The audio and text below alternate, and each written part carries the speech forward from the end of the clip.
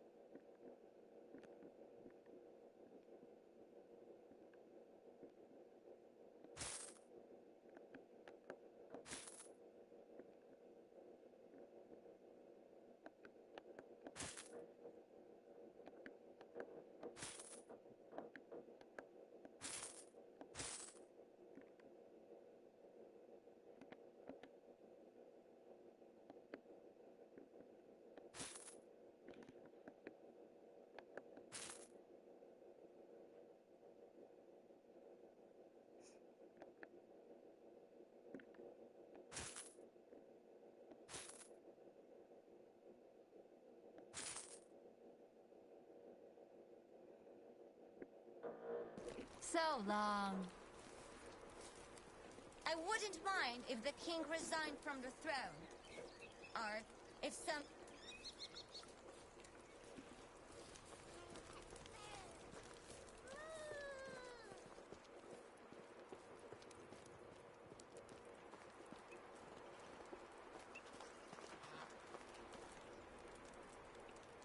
Can I help you with anything?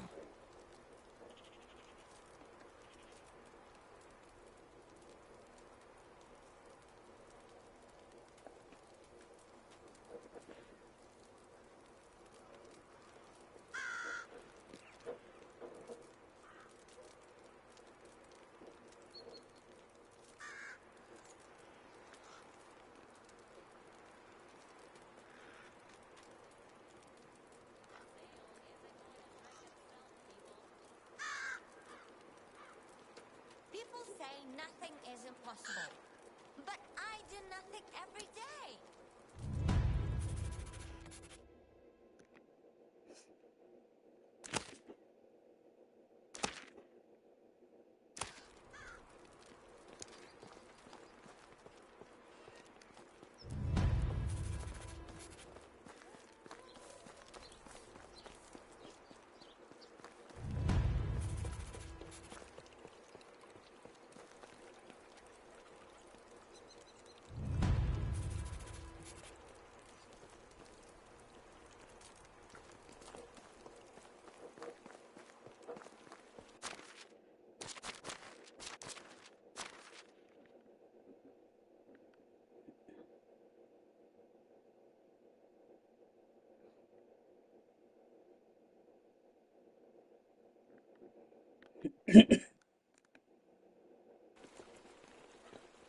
Go get all the stuff I need.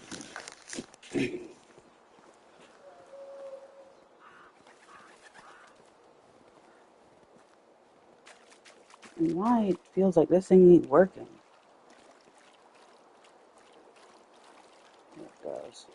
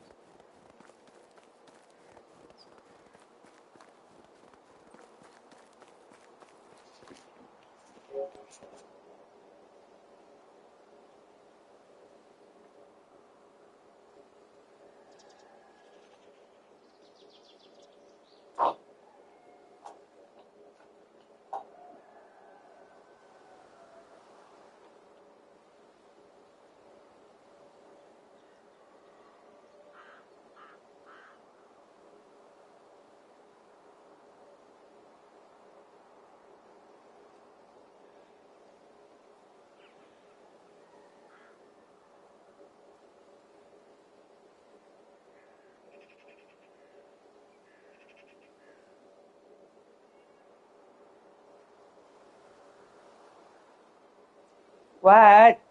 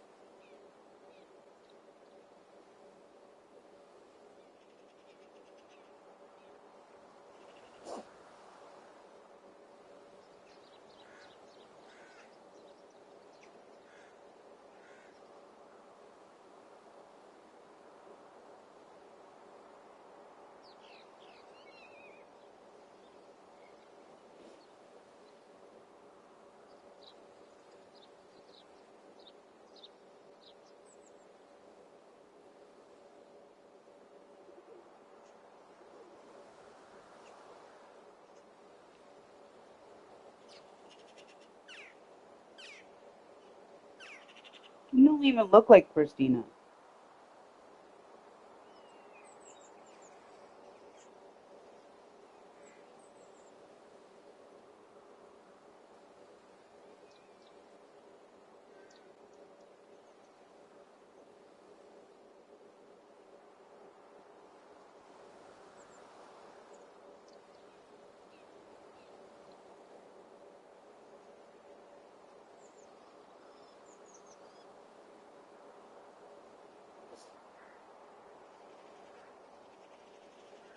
My little miracle.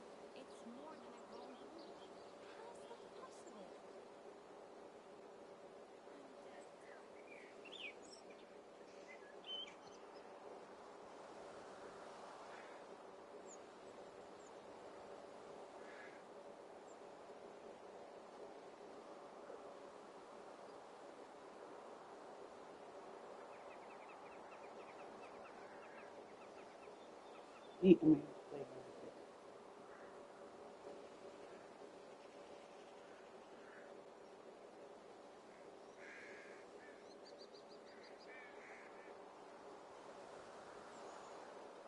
I mean, it's definitely AI.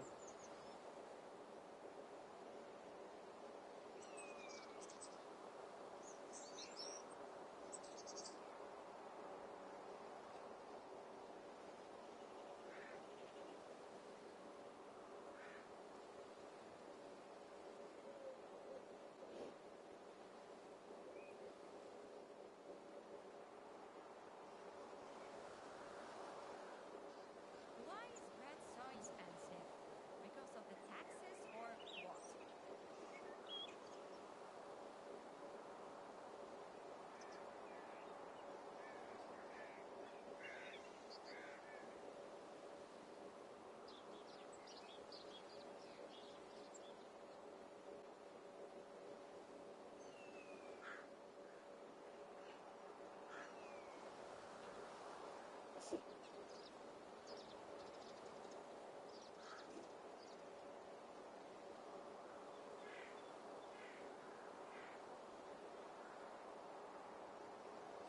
It's pretty. No.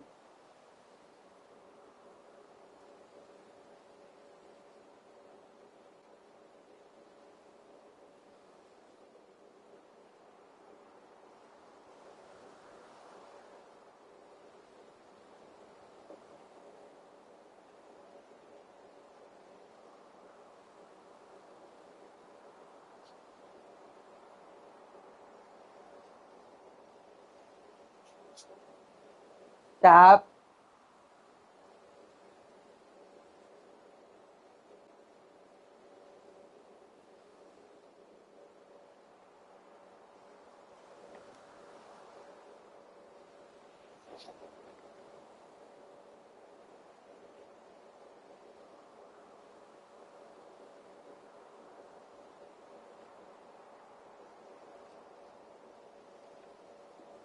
Stay. Let your sister get some lovings.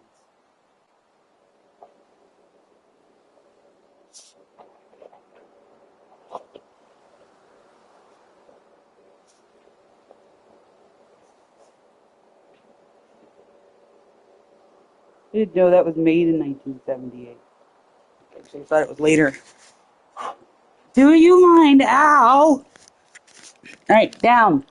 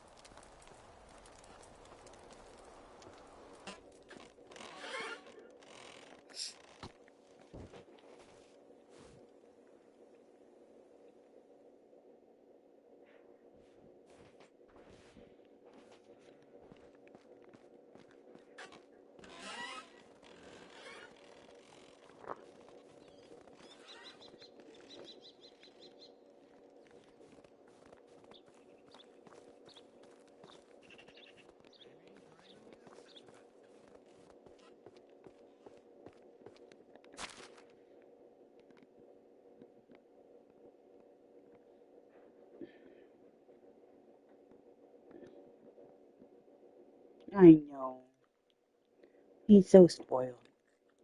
Yeah, he's so spoiled. Hello, nuts. Yeah, hello, nuts. You're spoiled. So are you.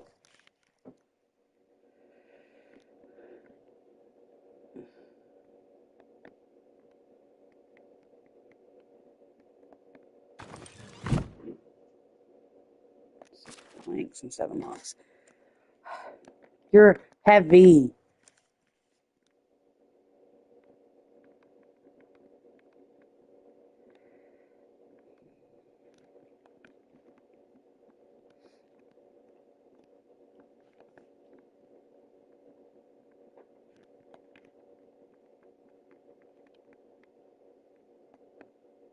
Get out of that.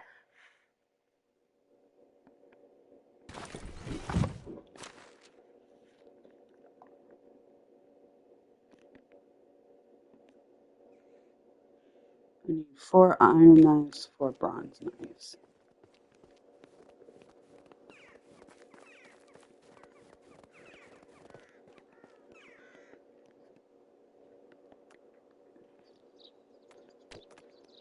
And remember, don't eat the yellow snow.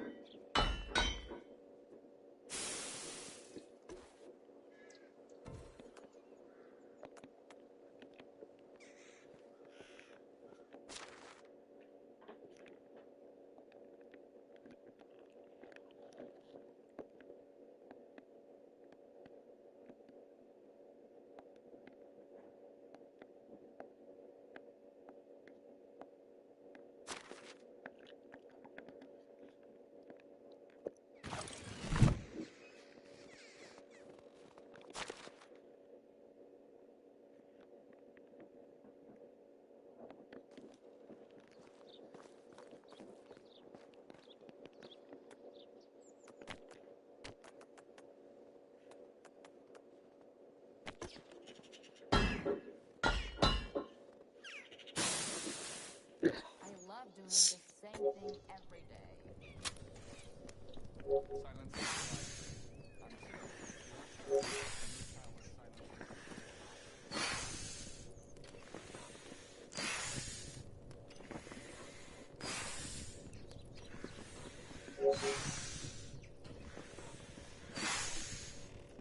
So it's on Ed Team.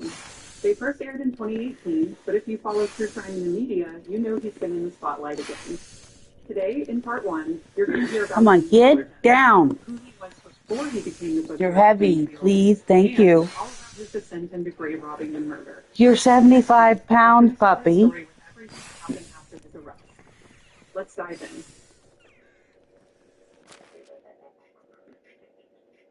Well, I was talking to everyone. And this is Serial Killers. Where'd my sticks go? Diving into the minds and motives of the world's most notorious serial killers. Today we're going to take a look at the life of the butcher of Plainfield, Wow. the murderer, grave robber, and the Hold on, buddy. I'm here with my co-host Vanessa Richardson. Hold on. Licensed psychologist or psychiatrist, but she's done a lot of research for the show. Hi, everyone. We'd like to ask a quick favor. Would you leave a 5-star review of serial killers on your favorite podcast directory? It seems so simple, but it really helps us out. And don't forget to subscribe while you're there, because a new episode comes out every Monday. You can also find us on Facebook and Instagram at Parcast, and on Twitter at Parcast Network. Now, let's get back to the case of Ed Gein. Gein's neighbors in Plainfield, Wisconsin mostly knew him as Weird Old Eddie, but there was way more to that innocent nickname than they ever thought. When he was arrested in 1957, he also confessed to the 1954 murder of Mary Hogan and admitted to making around 40 visits to graveyards to exhume buried bodies between 1947 and 1950. Initially, the court ruled that Gein was legally insane and he was institutionalized. In 1968, doctors reevaluated Gein and said he was competent enough to stand trial for the murder of Bernice Worden. Gein was found, quote, not guilty by reason of insanity. Even though his home was filled with human flesh and bones, Gein denied to District Attorney Earl Killeen upon his arrest that he ever consumed any human parts as a meal or had sexual contact with any of the dead bodies. Psychiatrists formally diagnosed Gein as schizophrenic, mentally incompetent, and a sexual psychopath who exhibited symptoms of acute transvestism, fetishism, and necrophilia. In the 1950s, sexual psychopathy wasn't a psychological term, but a legal one that encompassed a broad range of behavior. Many people still label Gein as a necrophile and cannibal, despite his insistence that he remained a virgin until his death in 1984. Modern psychology actually has multiple classifications for necrophilia, which is defined as the sexual attraction to dead bodies. And two of them don't involve having intercourse. That's very interesting. Do these classifications and understanding of necrophilia exist back when Gein was arrested in 1957? Well, our current understanding of the condition was revealed in a study in 1989, a few years after Gein's death. So, if Gein were alive today, would he be considered a necrophiliac? Possibly. If Gein did not have sexual activity with the corpses he dug up, he could have been experiencing necrophilic fantasy, in which the desires and sexual attraction to the dead stay in the person's head. He could have also been considered a pseudo-necrophile, who only feel a transient attraction to corpses and only occasionally act on it in sadistic ways. The crime abuse of corpse is broadly defined in the United States as corpse mutilation, sexual contact, exploitation, and even illicit storage. Gein has also stated that he often fell into a daze-like state when he made his many visits to the graveyards. And that is also a common symptom experienced by necrophiles, Greg. Most psychologists say necrophiliacs fear rejection, so intimacy with a corpse provides them with a partner that will not say no. Some wish to be reunited with a now deceased significant other, and then there are those who do it to receive a self-esteem boost by exhibiting some kind of control over the victim. For Gein, he was drawn to exhume the corpses of women who resembled his mother. Dr. R. Warmington wrote the following in his evaluation of Gein's motives prior to his commitment to a mental hospital. Quote, the motivation is elusive and uncertain, but several factors come to mind: hostility, sex, and a desire for a substitute for his mother in the form of a replica or body that could be kept indefinitely. End quote. Dr. Martin Miller's psychological assessment of Gein at his trial further pointed to Gein's mother, Augusta, as a significant motivator for his crimes. Dr. Miller stated, quote, his activities were the result of a split level of consciousness. In his conscious mind, his mother was as good a woman as it was possible to be.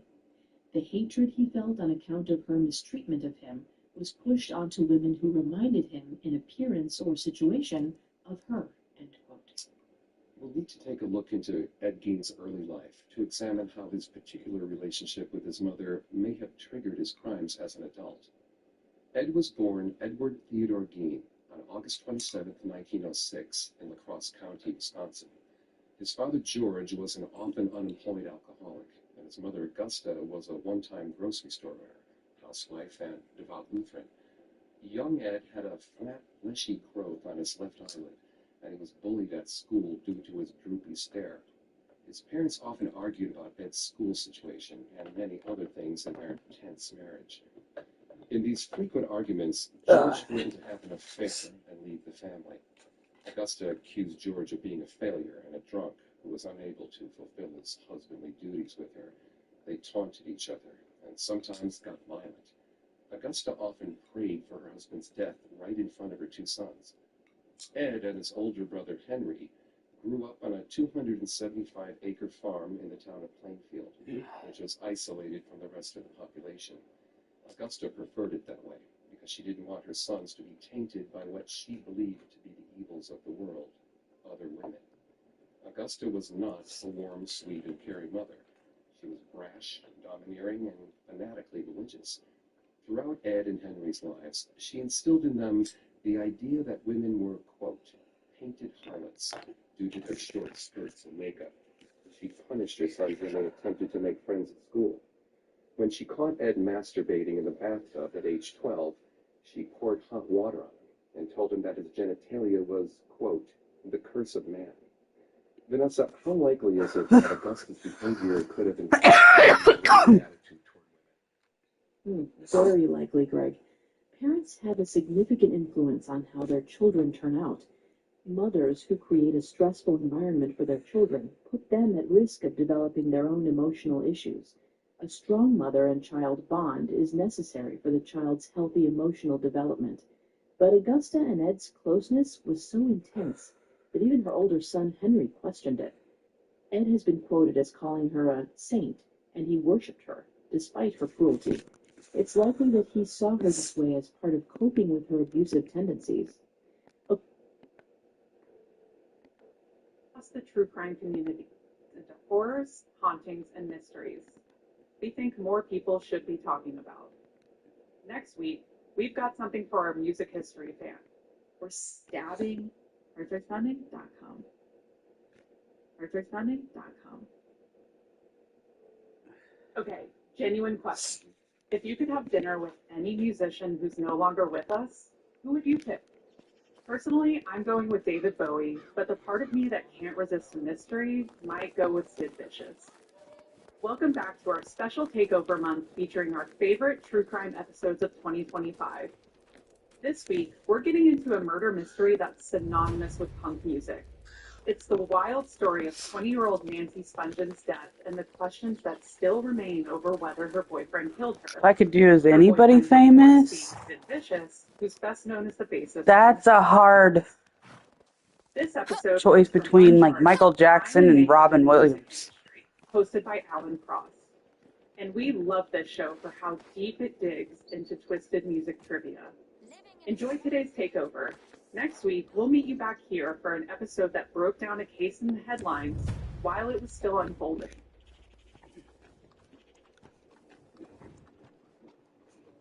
The Chelsea Hotel sits at 222 West 23rd Street in Manhattan. Since it was completed in 1884, the place has been a hangout for some very colorful characters. Most were New York City eccentrics and bohemians who just needed a place to live. But it also attracted some very famous people. At one point or another, it was home to sci-fi writer Arthur C. Clarke, who wrote a big chunk of 2001: A Space Odyssey in his room. Later, Stanley Kubrick, the producer of the movie version of the book, would also stay there. Other long-term guests included photographer Robert Mapplethorpe. So did beat writer Jack Kerouac, playwrights Tennessee Williams, Arthur Miller, and Sam Shepard, actors Dennis Hopper, Uma Thurman, Elliott Gould, and Jane Fonda.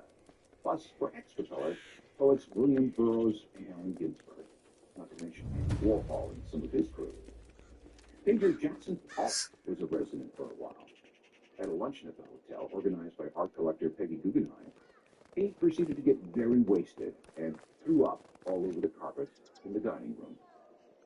It suggested that they cut that out and hang it on the wall because that piece of carpet one day would be worth millions of dollars. But Chelsea was also a favorite haunt of musicians. Dylan, Smith, Cohen, Janis Joplin, Jimi Hendrix, Tom Waits, Jim Morrison, Jeff Beck, Joni Mitchell, Alice Cooper, the guys in Pink Floyd, and many, many others. Composer John Kleinsinger brought in 12-foot trees from Madagascar, along with birds, a monkey, and an 8-foot snake to turn his room into a jungle. I wonder how he got along with dancer Catherine Dunham. She once brought 2 full-grown lions into the hotel to help with the rehearsal. she was addicted. And a lot of people have died at Chelsea. Poet Dylan Thomas spent his dying days there. Some jumped to their death out of a window or the 11-story roof. In 1922, a woman named Nadia threw herself out of a window after she deliberately cut off her right hand. Ooh. There are stories of her one-headed ghost trying to get back into the hotel. A photographer named Billy Maynard was beaten to death in his room on the 8th floor in the mid-1970s. But the most notorious floor was the first one. It was designated the junkie floor, the place where guests with drug problems were placed so that the staff could keep an eye on things. This is where ex-Sex Pistol Sid Vicious and his American girlfriend Nancy Spungen checked in. They were given room 100. It was in that room that Nancy died. It looks like she was murdered. By whom? Sid was charged with killing her. But did he actually do it? This is Uncharted, crime and mayhem in the music industry. And this time, it's the wild, wild story of the death of Nancy Spungen and the questions that still remain decades later around whether Sid Vicious actually did it.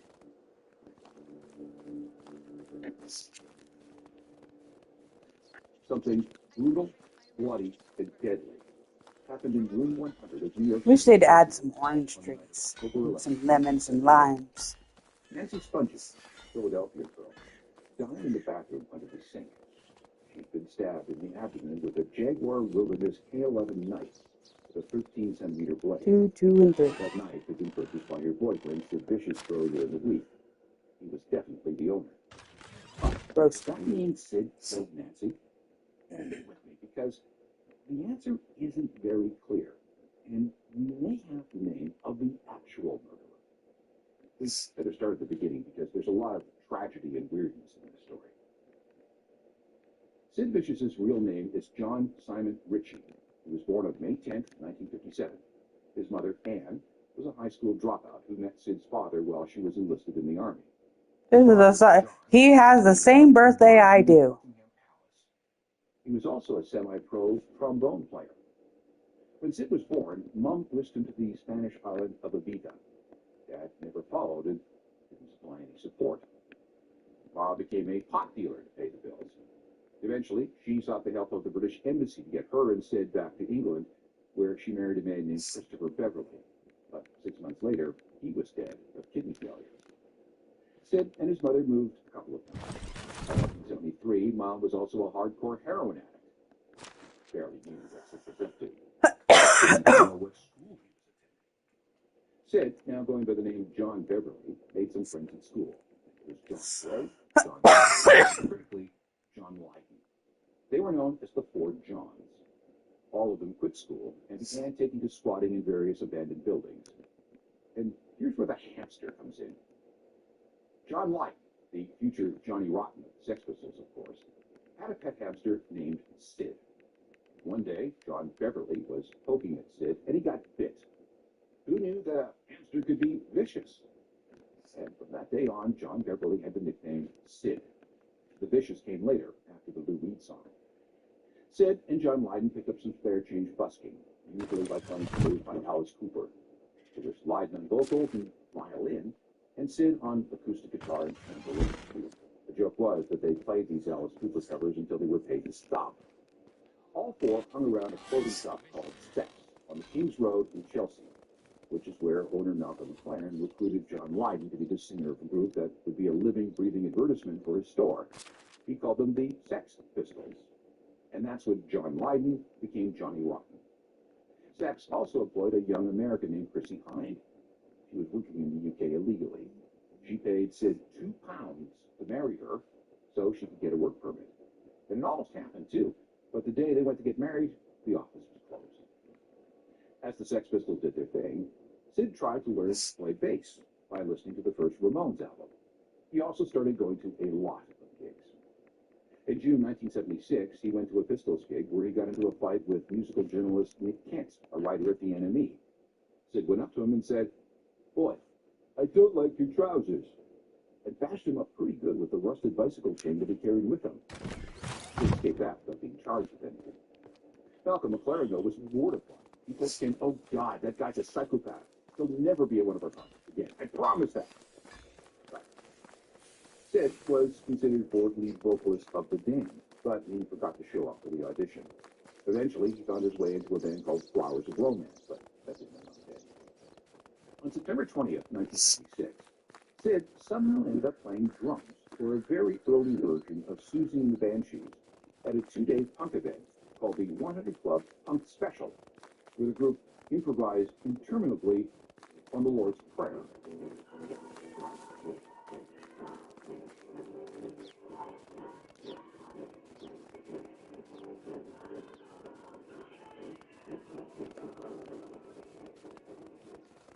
On day 2 of the festival, Sid showed up super high on speed. The Damned were playing that night, and Sid was still very annoyed that Dave Vanian had gotten the job he wanted. So he threw a glass at the stage, aimed at Dave Vanian, as the group covered the Stooges' 1970. He missed, hitting a woman in the face and blinding her in one eye. That led to Sid's first taste of prison. In February 1977, the Pistols needed a new bass player when Glenn Matlock was thrown out of the group for allegedly committing the crime of liking the Beatles. Dr. McLaren, now managing the band full-time, thought it would be very cool if the new bass player was a fan who had been promoted to band member. How very fun. Enter Sid.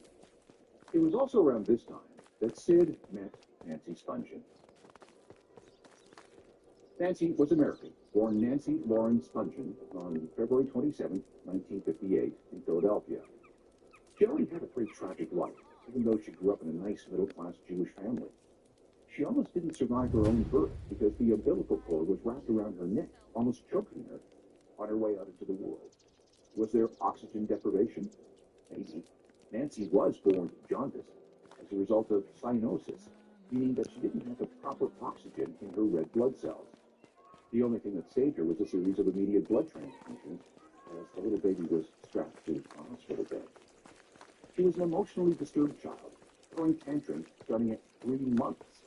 A doctor was worried enough to prescribe baby Nancy barbiturates when she was just 3, in hopes that would stop her from always screaming. It didn't work.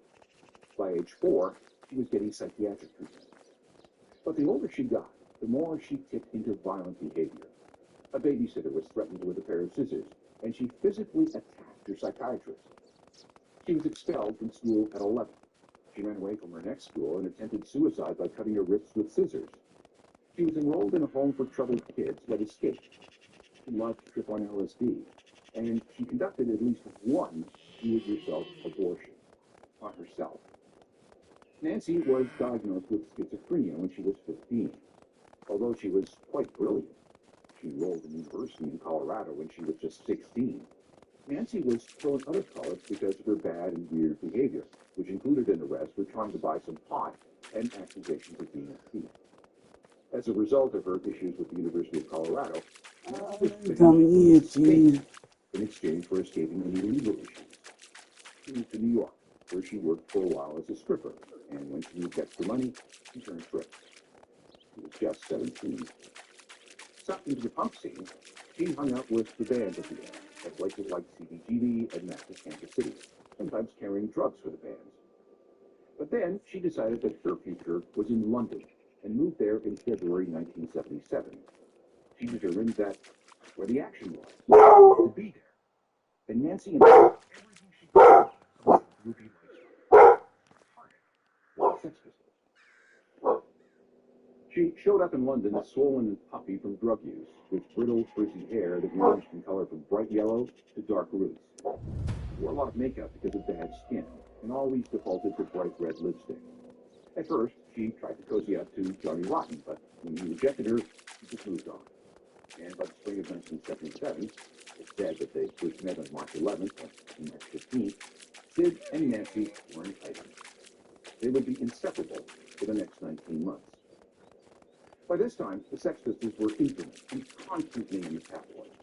Nancy, who inserted herself everywhere, was dubbed Nauseating Nancy by the press because of her loud American attitude. She and Sid also settled into a serious addiction to heroin. And here is when things started to go off the rails. Very far off the rails. Soon, Nancy would be dead. Sid in jail and accused of her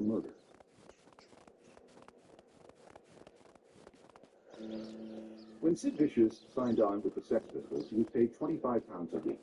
If he needed more, he'd just find ways to steal it. Friend had a connection to some brown Persian smack through a group known as the Singapore Boys. Robert. Sid and Nancy were Hippo. demonstrated by a couple of gray metal padlocks that they intertwined. They bonded over books, records, whatever. Stop whining. And of course, drugs. But they'd also What are you doing? on steroids, often with each other, sometimes with people outside their circle. What are you doing, Nana? Nancy ended up in court at least once. Hold on. Move! This sort of thing wasn't conducive for the rest of the Sex Pistols. I can't hear the doorbell down here. You gotta knock on the garage door and maybe I'll hear you. Drugs. Sid wasn't a very good musician. He barely knew how to play his bass. But some nights were better than others. Here they are in Stockholm in July 1977.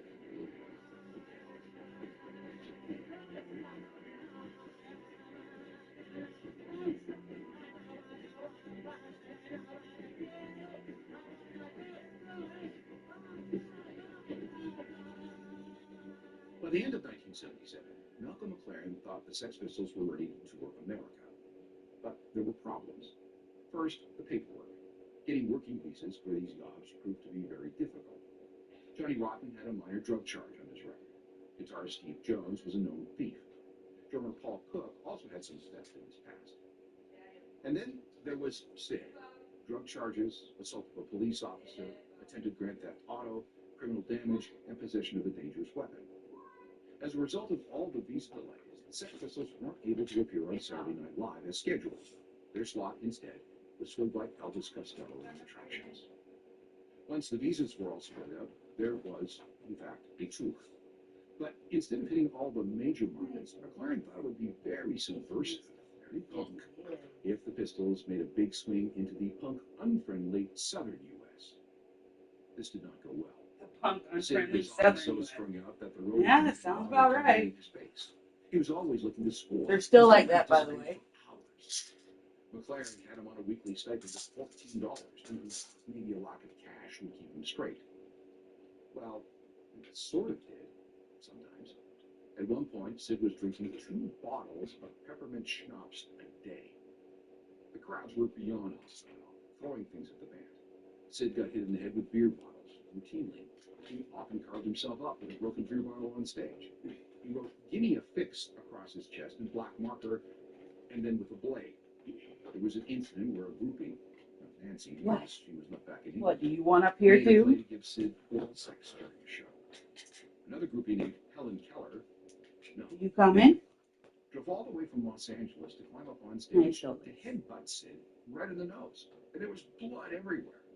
Nana. There was also a one-night stand. Nana. Who was still What in are the you process doing, of transitioning from being a man. How are you doing? That apparently got very confusing. And at one point, Sid's bodyguard had enough of him and actually beat the crap out of him. And here's an interesting bit of trivia. In Dallas, the Sex Pistols played the Longhorn Ballroom. In its previous incarnation, it was called the Carousel Club and was run by mob-connected Jack Ruby, the man who killed Lee Harvey Oswald live on television in 1963. Holy shit. The longer tour went on, the more Sid engaged in self-destruction and self-mutilation. Here's Malcolm McLaren on the infamous truck stop encounter on the way to Tulsa. This happened at around 3 in the morning. I'll never forget the day in America. I think it was somewhere near San Antone on the last ill-fated tour they had that Sid at that time, of course, got involved in drugs. Naturally inclined to develop a taste for groupies and one that ultimately nearly met her peril. But he at that time was very out to lunch and would only eat Knickerbocker glories, and usually 3 in one go, and they would be mounted on the table. And that day, in a little motel type restaurant that we pulled into, he apparently was sitting near a table where a mother and daughter and father and son were eating their steak and chips, and they didn't like the smell that was coming across the table. used to the idea. But he was wearing his typical chain round his neck and this dirty black t-shirt that he hadn't taken off for 6 months. Yeah. He had this big swastika on it and his leather jacket, and his feet were black but hidden by the boots that he wore. And noises began to appear from the table of this family and saying rather rude things about our dear Sid. And Sid, not one to stand by, decided to get up from the table and did a thing you might all reel in horror now. He went round to the back of the gentleman that was eating his steak and chips and pulled his sleeve back and threw his arm over and above the man's head and over the man's plate, up fairly high, and withdrew a penknife from his pocket and slashed his arm, and all the blood well, you can imagine that place. This was full of very rednecky guys, long-distance truck drivers. I thought we were going to die.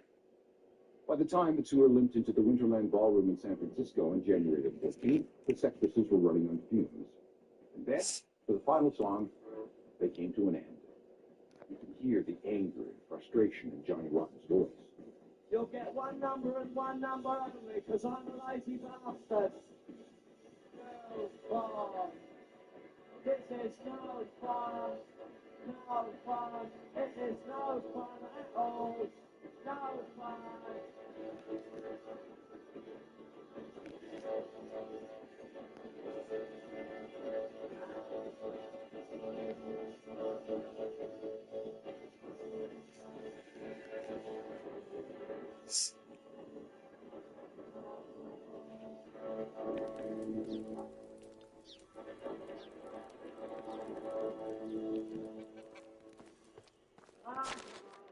I don't understand you've been cheated.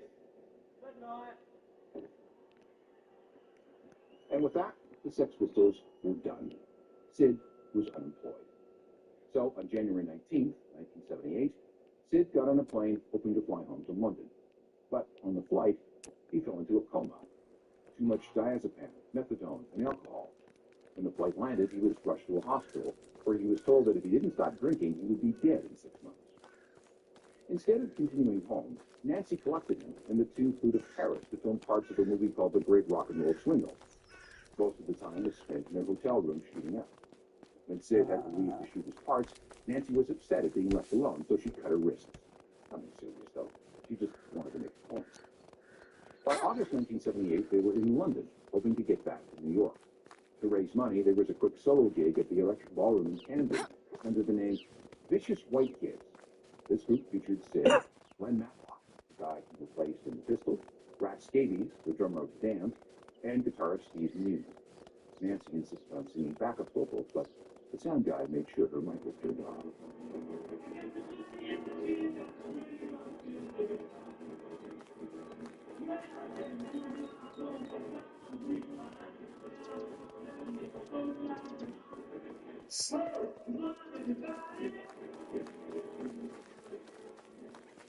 With a couple of $1,000 from that gig on August 15, 1978, Sid and Nancy flew to New York, arriving on August 23rd. Okay, so what I don't understand is if Nancy's the only one he was... And this is John Ritchie. Like I said earlier, they were known drug abusers, so they automatically got a room on the first floor, the junkie floor, as it was called.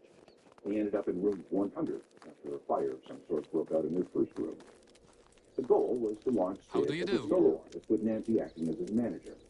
A band was put together featuring a few members of the New York Dolls. On one or two occasions, the group also featured Mick Jones of The Flash.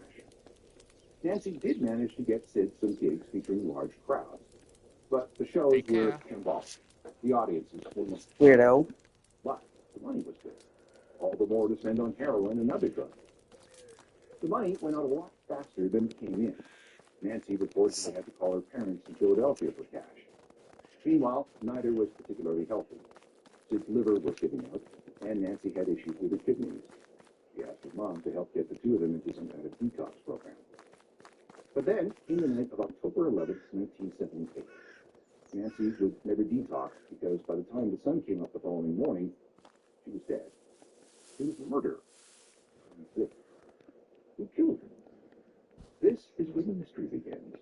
And maybe after all these years, we finally know who did it.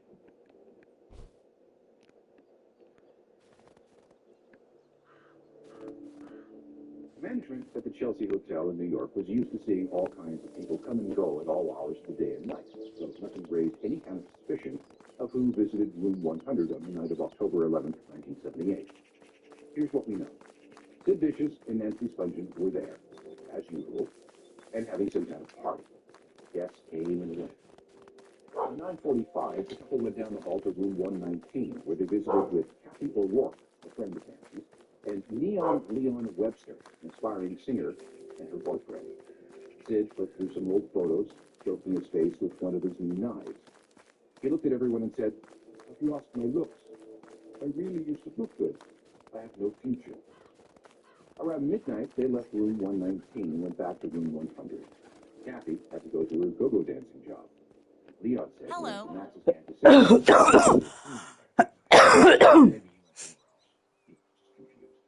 We'll get back to him in a moment.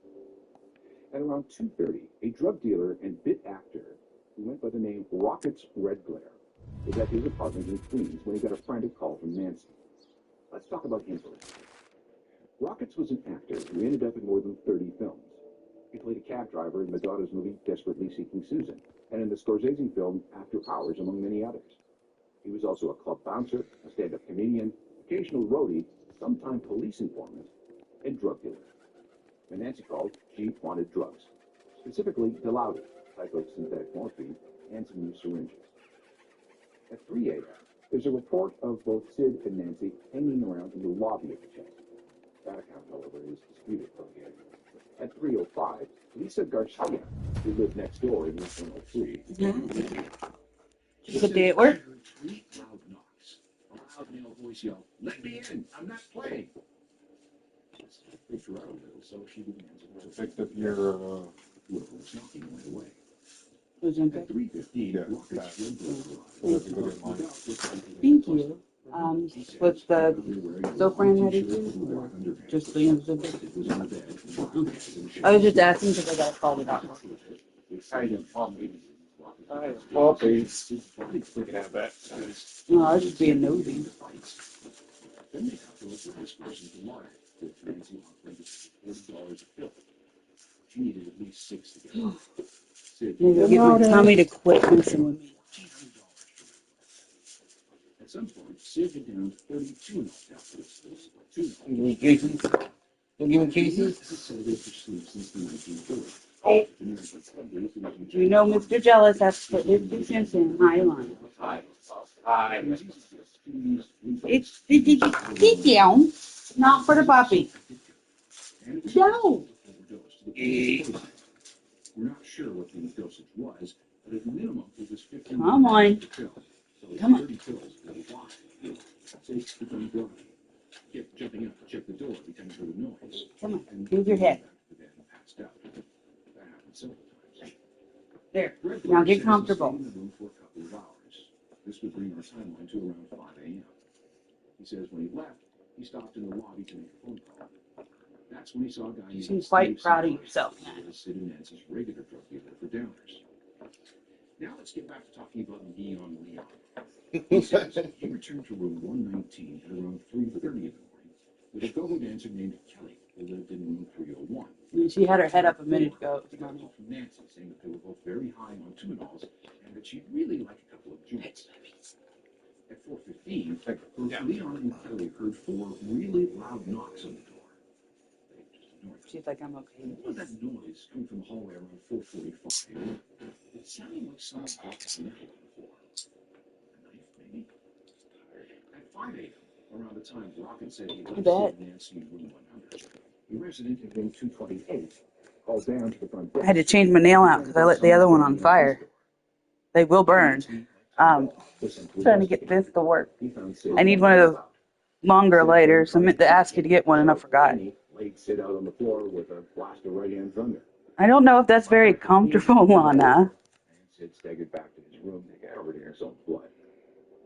At 5:30, another resident of the hotel says that Sid staggered into her room, Scared to get better. all zonked out. 2 hours later, this puts us at 7:30 on the morning of October 12th. Vera Mendelsohn, a sculptor and a resident in room 102, says she was awake by the sound of a woman moaning, something that she found frightening. But when the moan stopped, Vera just went back to sleep. At 9:30, Herman Banks was on duty at the front desk. He says he got a phone call originating from outside the hotel saying that there was trouble in room 100. Charles, another bellhop, was sent to investigate. But before Charles could report on anything, Sid called the front desk. "Someone is sick," he said. "Send help." Ramos called for an ambulance and cops. Is that comfy? Is that what you were aiming for? I can't imagine that's very comfortable on your neck. They found Nancy in a pool of blood under the bathroom sink. She'd been stabbed by that Jaguar hunting knife that Sid had purchased earlier that night. For protection, he said. The room was drenched in blood. It was 10:45 in the morning of Thursday, October 12, 1978. Sid was in shock. Initially in panic, he confessed, "I stabbed her, but I never meant to kill her." Vera Mendelsohn saw Sid in the hallway. He was moaning, "Baby, baby, baby," and "I killed her. I can't live without her." And she fell on the knife. She must have fallen on the knife. Sergeant Thomas Kilroy, the arresting officer, said, "Vicious admitted killing Miss Spungen during a dispute." But then Sid recanted, saying that he didn't remember anything from the last 12 hours. By early afternoon, he was charged with second-degree murder in the death of Nancy Spungen. A forensic team descended on the room. Some accounts say that forensics did a really bad job, missing things like 3 syringes, a bottle of Tylenol, and some kind of brown, flaky powder. Very little money was found. Where was Nancy's $1,400? Meanwhile, Nancy's body was taken to the city medical examiner's office for examination. Dr. Gita Natarajan conducted the autopsy. By 8:30 Friday morning, there was a verdict. Nancy Spungen had died of external and internal hemorrhaging caused by a 1-inch incision to the lower abdomen, which was enough to cut the arteries that branch off the aorta and feed blood to the intestines. He also found multiple trap marks from intravenous drug injections and a series of bruises that left black and blue marks on Nancy's face. Oh, you're still getting those? The AI kitty cats? No. Oh. I stopped getting those. I wonder if they took it down. Given the nature of the stab wounds and Nancy's physical condition as a junkie, the medical examiner concluded that Nancy was stabbed sometime between 6 and 7 a.m. Lana, that can't be and died comfy. between 8 and 10 a.m.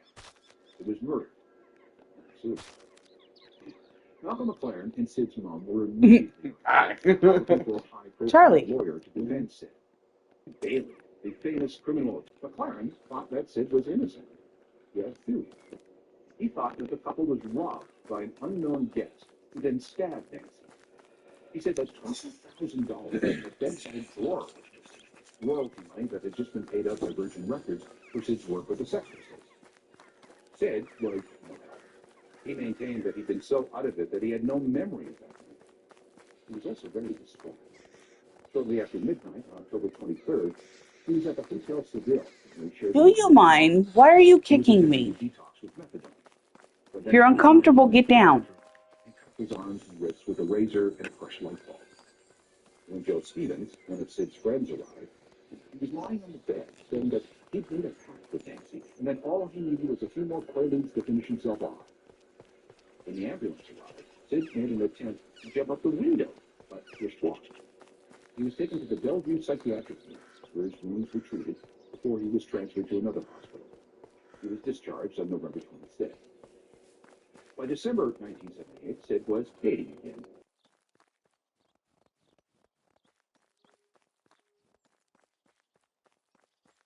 Bass player Dee Ramone, and he settled in with Michelle Robinson, an aspiring actor.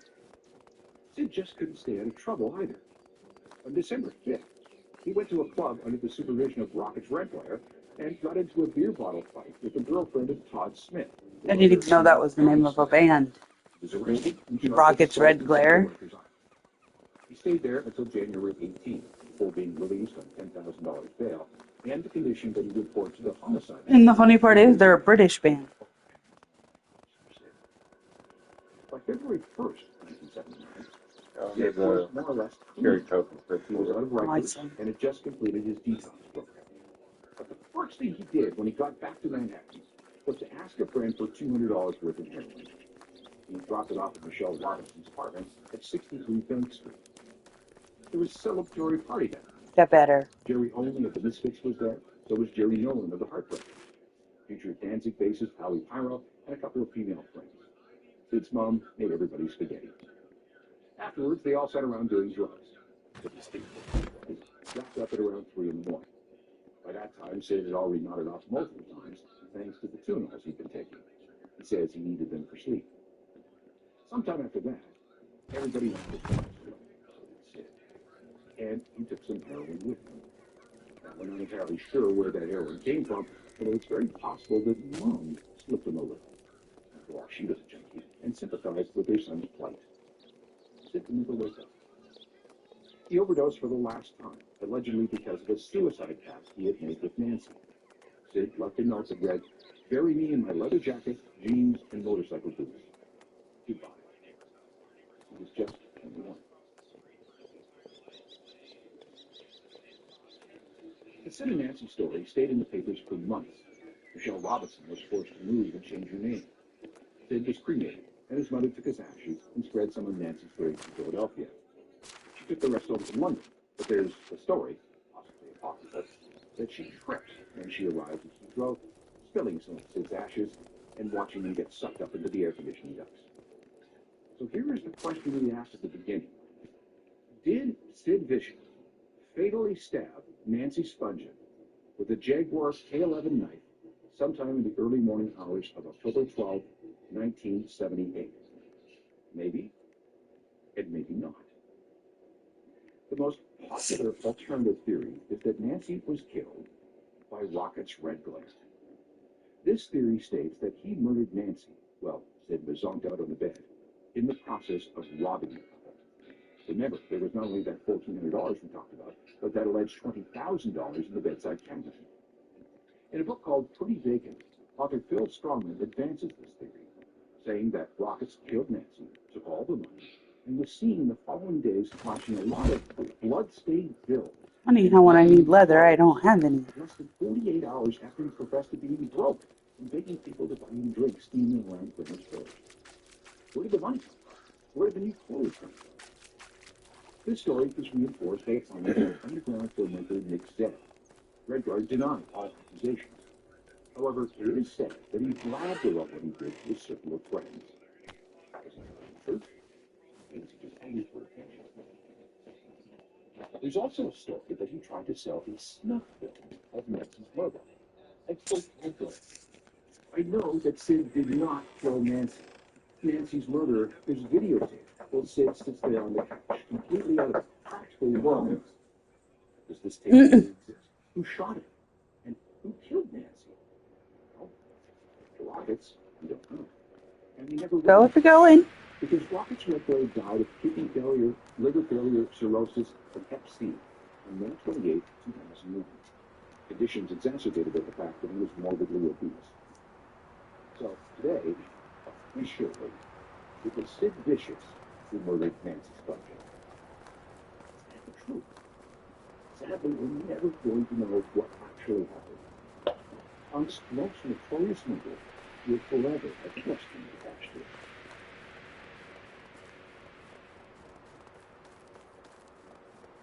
If you have any questions or comments about anything you hear on this podcast, give me an email, alan@alanfrost.ca. We can also meet up on all the social media sites along with my website, thejournalofmusic.com, which is updated with music news and recommendations every day. There's also the daily free newsletter you should get. And please check out my other podcast, The Ongoing History of New Music, which deals with rock music at large.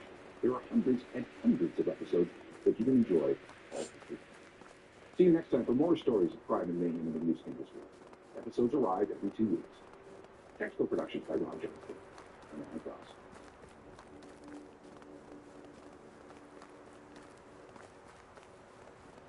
Hi friends, it's Bailey Sarian popping in here. I decided to put together a compilation for you, something a little bit special for those of you maybe who love background noise, maybe you fall asleep to my podcast. I don't know. But today's compilation has a very murder mystery theme. It's all about cannibals. Oh yes, you heard me right. Cannibals. For some reason, I don't know what it is, cannibals have always interested me. Laughing because why does it interest me? I don't know, because it's so opposite of anything I know. I don't know. It just does. You get it. So I decided to put together a compilation about humans who ate or tried to eat other humans. A lot of these episodes are kind of like my OG murder mystery episodes. Oh, it's kind of fun to revisit. So today's episode is not for the faint of heart, so listen at your own risk. Of course not. I don't know where to find the toy store in this one. Thank her.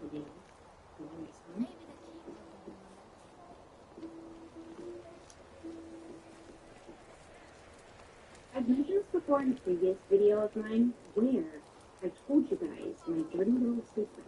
I told you that something that really interests me, something that really gets my noggin going, reading or learning about cannibalism, I don't know. I think because what I have gathered is that it's so far opposite of anything that I know or experience. So I just get like obsessed with learning about it. I told you guys I'm a very curious cat. Cannibals can't live with them. We could definitely live without them, okay? Welcome to Chili's. This story takes place in Russia. When I was researching these cases in Russian media, they blurred out the face of the victims and also they didn't share their names. In the U.S. and the My UK, words never have a they nice shared day. images and names of the These victims days, just price to not rises step are on a anyone's sickness. toes. Look, you never know who's watching, seriously. I'm not going to mention any victims' names or show the images of them. I don't know. So again, I'm talking, okay? I don't know what the right thing to do. I'm just me in my room. How am I supposed to approach these things? Today's story is about Dmitry Bathsheba. Dmitry was born in 1982 in southern Russia, and shortly after his birth, he was placed into an orphanage. It said that his birth mother at the time was just not in a position to where she could take care of the child. She had to get her baby away. She didn't want to, but that's, I guess, what she had to do. Dmitry was staying in an orphanage until the age of 3 years old. And at this time, he was then adopted by a lovely married couple named Svetlana and Vladimir. Growing up, it was said that Dmitry, he was shy, he loved animals, but he also just liked playing by himself. Like, he was a loner, is what his adopted parents would say. When Dmitry was 14 years old, his adopted mother, she was diagnosed with cancer, and sadly, that was quick. She passed away. It was said like a week later she passed away. So it just was like bad news, bad, awful news, and boom, boom, Dimitri's adopted father turned really mean and violent towards him. He kicked Dimitri out of the house at 15 years old. He told him, don't return, you're not wanted here. So he kicks him out. The translation is a little rough here, but I think when he kicked him out, he either gave him like a loaf of bread, like here's your food, good luck, or he gave him a piece of bread. Okay, we gotta switch here. He gave him like bread and was like, bye. That's better. So Dimitri had to do what he had to do. I mean, like he would sleep wherever he could, and whether it be like neighbor's house, anyone's house, and eventually poor Dimitri just ended up on the street. He was struggling to find a job. You okay, Nanas? Frustrations building up. His only option was to rob a store and I can't move. don't condone that. I mean, Here. but like I understand. I come from a place of understanding. Robs this. Come on. Hold on. Hold on. There you go. Go that way. I know you were comfy, but we can't do that. His adopted father never visited him and came to see him. It's sad because like when you're 15, 16 years old, you're in prison and nobody's there for you. You have nobody. Sometimes it has to be really, really hard. When I was saying this, Go there. You want to go upstairs with Daddy? I see it corn Huh? dogs. It's all why it's just all corn dogs. For years. Ow, that hurts. I'm like, maybe one day Leave me nipples I out will of eat this. that corn dog. When does it go bad? Doesn't matter. Corn dogs last forever. Come on. Listen, in the end, I end up throwing it away and then just wasting it. But that's why I started using ButcherBox. When I came across ButcherBox, I was like, ooh, what is this? Listen, ButcherBox delivers over 100 premium protein choices straight to your door, including 100% grass-fed beef, free-range organic chicken, pork-raised crate-free, and wild-caught seafood. Wild-caught? Wow. For nearly a decade, ButcherBox has led the industry with meat and seafood that's antibiotic-free, hormone-free, and independently verified. It's a cleaner, more trustworthy version of what you'd find at the grocery store, delivered right to your door. And here's something I appreciate. Every ButcherBox product is held to the same standard, whether it's filet mignon or chicken nuggets. You can fully customize your box to fit your needs and your schedule, which is perfect for the upcoming holiday season chaos. Plus, every box ships free and comes with member-only perks like recipes, tips, and exclusive deals. Come get your meat. After working long hours, I used to find myself just grabbing a corn dog, just living on corn dogs. But now, with ButcherBox, I can skip the supermarket drama and actually look forward to something delicious at dinner time. Better meat, better meals, no mystery. As an exclusive offer, our listeners can get free turkey or ham in their first box, or you can choose ground beef for life, plus $20 off your first order. Go to butcherbox.com/makeup to choose your offer and get this limited time deal with free shipping always. That's butcherbox.com/makeup. Don't forget to use our link so they know I sent you. Hey. Dimitri ends up staying in prison for a little bit. He, does his time, and then he gets released. And when he gets released, he's out. He needs to find a job now. So he gets lucky, and he finds a job doing construction, paying well. He was excited to have a job, have some kind of income. Things are, looking up. He has a roof over his head and a job. Now Dimitri's personal life, his social life, it wasn't too great, okay? He didn't really have any friends. He never had a girlfriend before, and he was still considered a loner. People who interacted with Dimitri, like his fellow coworkers, they would say that Dimitri was, quote, untidy, and that he liked to talk with strange people. It's said that Dimitri liked to hang around local bars, and he liked to hang around people who liked to drink a lot, although Dimitri he rarely drank himself. People just thought that was weird, and they just gave him the title as the weird one. Now, one night while he's, out, at least he's trying to have a social life. What assholes? Maybe he just felt more comfortable in front of people who were drinking. I didn't think about that. I think that's rude. While Dimitri was out at one of these bars trying to at least attempt to have a social life, that's where he met this woman named Natalia. Now, Natalia is also a character. Not a character, I'm so sorry. Natalia is also involved in this story, so let me give you a little background about Natalia. She was also born in southern Russia, and Natalia was born in 1975. She was raised by her mother and her grandmother, and during Natalia's preteen years, her mother sadly passed away, so she was left just with her grandmother, who raised her until she was an adult. Natalia would often talk to her classmates and even her grandmother about how she wanted to become a doctor. That was her goal. She was going to be a doctor. Once Natalia finished school, she went on to medical school. What was I up to? I got the dress. Now I need to dye. She worked some time as a senior nurse in the sanitation department of Krasnodar. I rolled that R. But there, she worked at a higher military aviation school, and while she was there, soon after, she met her first husband, and he worked as an officer. So she meets her first husband. Cool, awesome. They hit it off. They get married. Yellow and blue. At the age of 23, Natalia and her husband, they have their first son together. They welcome him home. Not long after, she had her son, her husband passed.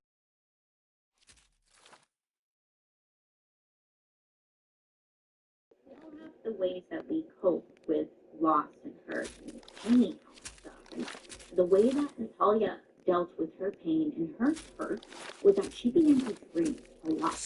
So then what? Okay, so she's like trying her best to like keep moving forward, but at the same time, she just had a lot of loss and she's not doing well. So she starts drinking a lot. She began to mix her alcohol with her drugs. Like she started doing drugs as well, and she just started mixing the two.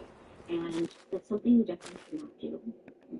She got to a point where she kind of thought like, I can't do this anymore. My life is just kind of a mess. She began to not care about keeping her home nice and clean. She started not to just care about life. So then she decided to just check herself into a mental hospital. So they're both out of. She needed help, so she was like, I'm going to try and receive help. Now, when Natalia gets there to the psychiatric hospital, she tells the doctor that like she thinks something's wrong. She thinks she has some kind of manic disorder. So this doctor decides to do some tests on her. That would explain why nothing's getting done. They tell Natalia there's nothing wrong with her. She's 100% fine, and they let her go. Now, this is a side note, but there is a theory going around that she didn't really need to go to the mental hospital. The main reason that she went there was to have this on her record. Not because she was really sick or wanted to stay. She just wanted to be there and have like a paper trail that would back up her story. It'll make sense in a bit. Natalia ends up getting fired or let go from her job because she was drinking a lot and it was affecting her work, which honestly did not slow her down. I mean, if anything, that made it worse for her. Natalia is going out and she's drinking a lot, and that's when she meets Dimitri. Remember? Now, Natalia was 7 years older than Dimitri. It didn't bother the couple. They really hit it off. They seem to have a lot in common. Now, shortly after meeting, Natalia's like, hey, my husband just died. You want to move in? I have extra room. Dimitri ends up moving in with Natalia pretty quickly after meeting her. Natalia and Dimitri ended up dating for about 5 years, and then they ended up deciding, hey, you know what, this is really working out. We're just like really doing this. Great. We should get married. And so they decided to get married. And remember I mentioned in the earlier that Natalia had a son. You know, not much is said about like where he was at during this time. And I don't want to, I don't want to piss anyone off. So I'm just kind of like tiptoeing around him. But he was there for the relationship. But once they got married, something happened where he just was not into it. And the son, Natalia's son, he ends up moving out of the home. A family acquaintance would later come forward and say that her son was really embarrassed by her drinking. And he just decided, you know what, I'm just going to cut ties with her because I just can't do it anymore. So that's what he decided to do. And he ends up moving out and he moves on with his life. Once Natalia's son moved out, that's when they decided, Dimitri and Natalia, they decided to move. Dimitri was having a really hard time finding work. Things really slowed down for him. He thought if they moved, they could have new opportunities. And at the end of the day, hopefully just have more work. No bills to pay. So the couple moves, and they're ready to start new opportunities, new lives, new chapter. Now, September 11th, 2017. Now, this was not long ago, baby. So there's a road crew who's out working construction. These guys, they see like something on the side of the street. They're like, what is that? Let's go check it out. So they go and check it out, these construction worker guys. And they pick it up and they're like, it's a cell phone. Cool. So they did what a lot of us would probably do, and nobody would admit that they did it. Liars, because I know you would. But they open up the phone and they go straight to the photos. Curious cat. What's in here? Whose phone is this? Let's go look. And that's when they see something that they probably wish they never saw. While scrolling through the photos, I mean, I guess it was like the second photo in, so they really didn't scroll that far, okay? Scroll, boom, there. What did they see? It's a photo of a man with different parts of what seems to be like a dismembered human body, and it's in his mouth. So it's a selfie with body parts, human body parts that were not his, in his mouth. So this obviously freaks out the construction workers. They're like, holy So they call up authorities. Authorities come down and they take the phone in for evidence. Police are able to go through the phone and see, like, okay, what's the situation? What's the stitch? Did I say what's the stitch? They see exactly what the guys were talking about. It was a man. It was a photo of a man. It was a selfie. He was posing with a woman's head. Oh, it seemed to be like a hand. He was holding the head, and he had the hand in his mouth. Now the hand was like dismembered. Also, her head was dismembered as well. So then authorities are like, let's just keep scrolling in here. And of course, there's just more photos of what seems to be dead bodies, body parts, wigs. Lots of wigs. Hold that thought. But based off of these photos, they had to find whose phone this belonged to. Authorities were able to take out the SIM card inside of the phone. They were able to put it into their system, and they were able to see that the phone belonged to somebody named Dimitri. They go and they pick up Dimitri, and they also pick up his wife, Natalia, and they bring them in for questioning. You know that one thing you've been meaning to do forever? Clean out your closet, find a hobby, or maybe see a therapist. Yeah. And suddenly you're 8 tabs deep, questioning your insurance coverage, and then you end up on YouTube instead. I'm really into watching metal detecting videos on YouTube. I like that. Pain happens, But that's where growth therapy comes in. Growth therapy is the platform that takes the chaos out of finding mental health care and makes getting help way less overwhelming and way more affordable. Growth therapy connects you with thousands of independent licensed therapists across the United States, offering both virtual and in-person sessions, including nights and weekends. You can search by insurance, specialty, identity, or availability, and start sessions in as little as 2 days. There are no subscriptions, no long-term commitments, and you can cancel up to 24 hours in advance at no cost. You just pay per session. I know from personal experience that sometimes the hardest part of starting therapy is just getting started. It's like working out. You don't want to do it. You're talking yourself out of it, but then once you do it, you're done. You're like, oh, that was good.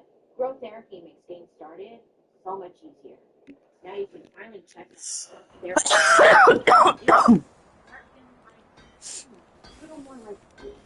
That's what I was trying to do. Growth therapy is here to help. Sessions average about $21 with insurance, and some pay as little as $0 depending on their plan. Visit growththerapy.com/makeup today to get started. That's growththerapy.com/makeup.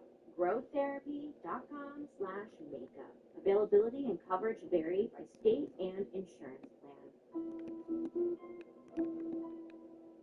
Now, while they are being questioned, of course, they're separated, so they're not in there together. So first they question Natalia, and they say, hey, so we found this image on your husband's phone. Can you maybe, fill us in on what this is? Can you explain what this is? Has he ever killed anybody? And Natalia sees the image, and she's just like, what? That's crazy. I had no idea. And so authorities just keep pushing because they can tell that something's not right with Natalia's response. She's just if authorities pulled you into an office and was like, hey, we found your husband's phone and there seems to be dead bodies on here. We all have different ways we would act our response to things like this, right? But Natalia's response was just so out of the ordinary. So they were pushing her on it, so do you know what this photo is? Why would he have this on his phone? Yeah, Natalia, why? They keep pushing and pushing Natalia. She goes from being what? That's crazy. To now she's starting to talk a little bit. She tells authorities probably the stupidest thing I've heard in a very long time. She tells authorities that she was walking home one day and she had Dimitri's phone on her. When she was walking home, she came across a dead body. I know, weird. And she decided to take photos of it, and that would explain the photos on the phone.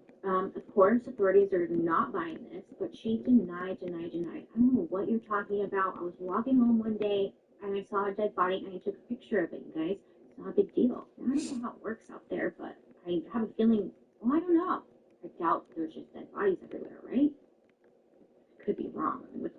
I I don't know, shit. Authorities get access to the place where they stayed at, and this is where they realized the couple was just like a damn mess. If you've ever watched the show Hoarders, well, it looked a lot like that. There's trash, there's clothes, there's just stuff jammed packed in every corner of their place. Clothes are seen across the floor. Don't even know what the floor looks like. Papers and other clutter on just about every surface of this place. It's not very big, but wow, it was bad. So they're looking around, they're digging for like evidence or something. Maybe that will answer some questions as to like what this was on the phone, because that's what they're trying to solve. Okay, and look, this is where it gets rough. One of the authorities are going through, like, you know, the kitchen junk drawer that we all have that just has like just junk in it. Is the best way to describe it, the kitchen junk drawer. Well, Natalia and Dmitri had one of those as well. But in this junk drawer, they had numerous cell phones in there. They counted up to 10, I believe. Just cell phones. So, what's that about? They find a stack of photographs. Wait, how's that song go? Look at this photograph. Now, authorities come across a stack of photos. And they were going through this huge stack. I mean, they were like, wow, these people really like taking photos because there's so many of them. There was tons of photos. And they're looking through and they're just seeing like all these different people, okay? Lots of different people. Natalia and Dmitri all hanging out with just a bunch of people. So they're thinking, oh, you know, these are obviously like friends and stuff. They're all hanging out. And then the stack of photographs just really took like a dark turn. One of the photos, get this. I saw the photo, okay? It's, oh my God. One of the photos that they found was of a man's head. Now, it's a severed head. It's a real head chopped, okay? And it's presented on a silver platter. I'm not kidding you. It's on a silver platter. The head, and we have the silver platter, and then around, you know, the head, it's surrounded by fruit. Orange slices, to be exact. So they're examining this photo, and they see that olives were inserted into this man's eye sockets. Olives. There was a lemon placed on this person's nose. Now, when they look at the date of the photograph, it was dated December 28th, 1999. Now, at this point when authorities are going through their home, it's 2017. This photograph was dated 1999. How long has this been going on for? Is this the only one? I mean, obviously, it couldn't have been, so they just found that body on the phone. Next, they go over to the refrigerator, and next to the refrigerator is like a little cabinet. On top of the cabinet is a microwave, and like in front of the microwave is what seems to be like a wig. They're thinking it's a wig, because it straight up looks like somebody just took off their wig, set it down, made something, beep, beep, beep, beep, bada boom, bada bing.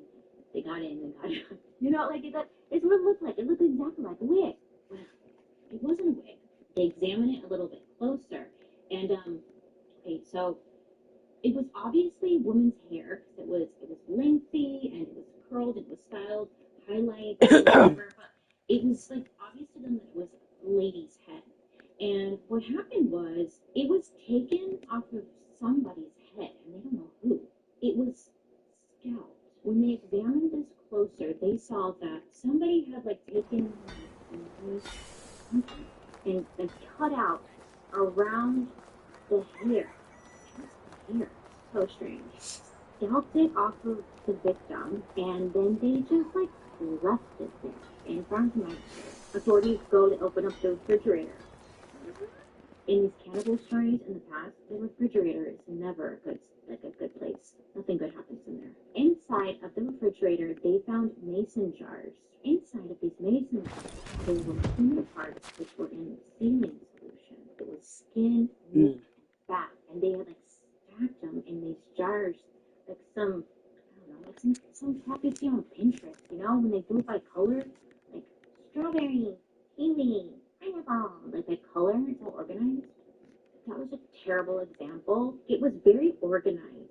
I feel so bad for these authorities in any of these cases, because this probably causes some serious PTSD. So then at this point, authorities are thinking, is any of the food in this refrigerator actual food? There would be the mason jars. There was like a bowl. There was a random ass chicken in there. Not a chicken still alive, like the chicken breast and everything was just like thrown in there, not on a plate or anything. Nah. And they were like, we don't even know if any of this stuff is actual food or this is evidence, right? Is this chicken or Yes, I what? know, but it's What keeping is my it? feet warm. So they did what they thought was Those are best. mine. I just That's found because this mommy really hasn't picture. eaten today. They unplugged the I will in a minute. refrigerator and they take it into evidence, just the whole damn thing. They're like, you know what? We have to test everything. And honestly, that's a great move. They had found around 19 people. You heard that right.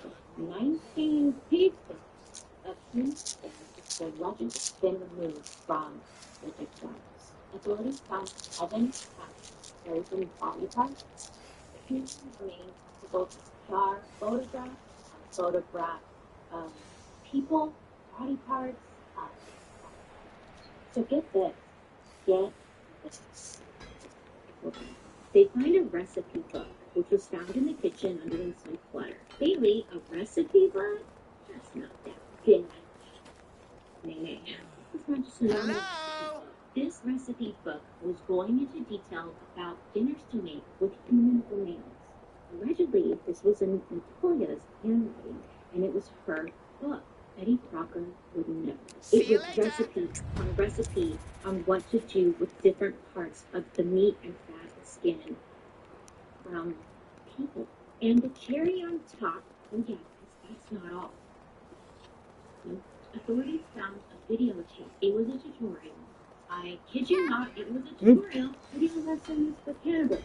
And it was explaining how to dismember and get certain meat and fat off of your victims. Side note, I could not find, like, if the video was of Natalia or Dimitri or if the video was somebody else. That had me messed up. I don't know. They didn't say anything. So at this point, authorities like officially make an arrest and put them in prison and then question them a little bit deeper as to what the F are you guys doing? So they got Natalia first again. Now this time they come at her with the actual photographs that they had found inside the home. So like Natalia couldn't deny it. She has to have some answers for them. They're looking for answers here. Do you ever look at your bank account and think, wait, huh? Who's there? Is it a ghost? Like, where's all my money going? Is a ghost using all my money? My money. Oh, you swear you had it together. Maybe you built a budget spreadsheet, a color-coded planner, and the whole thing, somehow, something will always slip by. And you're like, what is that? And then you find yourself being charged for subscriptions and memberships you don't even use because you're on like a different card that you're not paying attention to. Oh, don't even get the card in. Well, listen, that's a line term. It's a rocket. Rocket Money is a personal finance app that helps you find and cancel your unwanted subscriptions, monitors your spending, helps lower your bills so you can grow your savings. It lays out your entire financial picture in one easy-to-understand dashboard. Bill due dates, paydays, even custom budgets based on your past spending. You can also set financial goals, and Rocket Money will analyze your accounts to find the best time each month to stash some savings. Oh, and get this, they'll even negotiate lower bills, or like real people will go profit customer service to use them.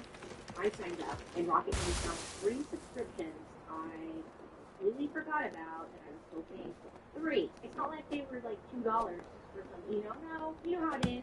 3. Now I get alerts to go up, or you're not supposed to go under the budget. Rocket Money has saved users over $2.5 billion, including over $880 million in canceled subscriptions alone. Their 10 million members save $740 a year, and they use all of the app's premium features. So download Rocket Money to start taking control of your finances today. Cancel your unwanted subscriptions and reach your financial goals faster with Rocket Money. Go to rocketmoney.com/maker. That's rocketmoney.com/maker. rocketmoney.com/maker. The authorities show Natalia the photographs. They're showing her the different. So they're showing her a bunch of different photos that they had brought in, and they were mixed shots of various body parts that they took photos of, and then also just the different people that they also had photos of. Because to authorities, it looked like photographs of like you hanging out with your friends, and the next shot is like a body part. Yeah, can you identify like who's this? So Natalia went through photos and she was able to identify up to 30 different people that she or they allegedly killed and dismembered. She tells authorities that her and Dmitri dismembered them, ate them as well. That's what Natalia tells authorities. And then she tries to backtrack. She's so annoying. Now, it's unclear as to why they took pictures of everything, but when verified, authorities were able to see that the names Natalia had given them, the victims, they were actual people who were considered missing at the time. So things were kind of lining up. This wasn't good. This is what I was thinking. Because these are photos that you had to go and get developed. These were not like Polaroids. A lot of them were like a 1 hour photo type of deal. Well, maybe they know how to develop their own photos. Their house is so cluttered. I just don't understand how they'd be able to do that. Let's just say they were dropping these photos off somewhere to get developed. Okay, let's just say that's what they were doing. Didn't anybody notice the photos? No? So Natalia also mentioned that the couple had a cellar nearby. They had a cellar, another place where they kept even more of the victims' body parts and lots of their possessions. And one thing that was common throughout these photos, they always seemed to sever the heads and then scalp the hair from the skull. And I don't know, like, that was a new one for me. I never, like, with a lot of the cannibals that I have talked about previously, I think there was one case maybe where they scalped. Yeah, Ed Gein, he scalped, but Dmitri and Natalia seem to do it with almost every victim with long, beautiful hair. I just have so many questions. I just have a lot of questions. I never. What was that about? There's something to it. I just don't know what. What was they? It doesn't matter. So authorities asked Natalia, "Can you tell us like why you guys did this? Can you give us something to work with?" And she didn't want to speak on any of that. So then Dmitri was questioned. It was his turn now. And he shared What was it I needed? I can't remember now. Dmitri said number 8 was obtained. Dmitri, who by the way was 35 at the time, and Natalia was 42. They were on a dating site. So I guess they would go on different websites and meet with people. I'm not sure if it was like for sexual relations with his friends. Well, I mean, that Bailey, they were doing it for victims. They were doing it to find victims. They were on this dating site and they decided to meet up with this lady that they had been chatting with. Dmitri and Natalia decided to meet up with this woman. What was it I needed? I can't remember what it was. And after a couple of drinks, they leave and they decide to go home. Now, allegedly, Natalia was getting really jealous of Dmitri and this new lady. They were getting along really well, a little too well. And Natalia ended up just getting really upset, very heated, and then she just kind of went off on them and walked away. This is when Dmitri, at some point, whipped out this knife that he always carried on him in his pocket. He whips out this knife and he starts stabbing this woman. And then when Natalia saw him attacking her, according to her, she watched, but she didn't participate. Dmitri's version was that Natalia saw Dmitri attacking this woman. After he was stabbing her, that's when Natalia approached and joined in. At this point, they ended up dismembering her, and that's when they took the selfies with the body parts. The next day, Dmitri had dropped his phone, which they found the construction workers on the road, remember? When authorities asked Dmitri, why did you cut off the scalp before getting rid of your victim's remains?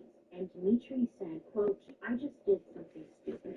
And so, he just did something stupid. All right, yeah, no worries. You're freaking out. Don't worry about it. You just did something stupid. So both of them were sent to prison. Now, Natalia tried to say that she was mentally not well. She asked to speak with a psychiatrist alone, and she explained that if they looked at her record, they would see that she went to a psychiatric hospital for help before, which remember in like the beginning of the story, I said that she went to the psychiatric hospital because she was drinking and mixing drugs. She wanted help. This is where that theory comes in because she tells authorities, go ahead and look at my record. You're going to see that I Oh, now I remember why I was going that way.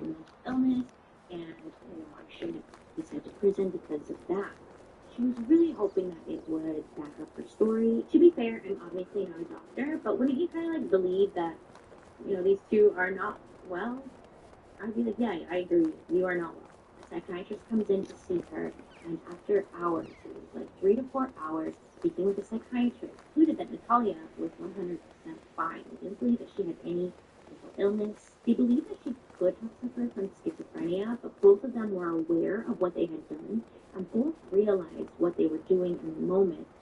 held accountable to the law. For this investigation, they brought in the most experienced investigators and a forensic investigator, as well as a professor and a doctor of psychological sciences. They brought in the bigwigs for this case because they wanted answers. They wanted answers because something like this had never happened before. Based off that first image, that photograph from 1999, this went on for almost 20 years. It could have been long. They don't know. He's still glitching. There's a few of them that do that. 20 years. So authorities are like, we need to figure out how can we prevent this from happening again in the future. How come they didn't get caught? Where? Why? What? They just wanted answers. So in February of 2019, Talia was found guilty of incitement to murder. She was sentenced to 10 years in penal colony, which I had to look up because I was like, what does that mean? I didn't know. And anytime I don't know something here on YouTube, people in the comment section always want to tell me what a dumbass I am if I don't know something. Where's the Herald? Everything is there on the planet. But I looked Is he not there? Well, poo. Where is he?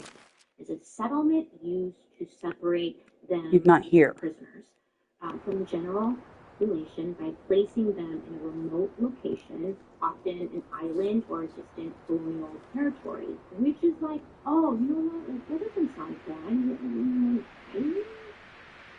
Of course, that was cool. Now, there have been many cases of abuse reported in these situations. A lot of the inmates have alleged that they were treated as slaves and they were put to work to benefit the chief there. Like, a lot of these places make garments. I literally just read an article about a man who was in the same situation in China, and they had him making Christmas cards. These companies will outsource, not knowing that, you know, these people in these really bad prisons are making these things. Oh, it's a whole mess. It's a whole mess. Yeah, so these prisoners are making the money. Person in charge, they pocketed all of the money. Many people complained about it, but then they were just like, go missing. No one goes. So with that being said, that's where Natalia left. But guess what? She was only going there for 10 years.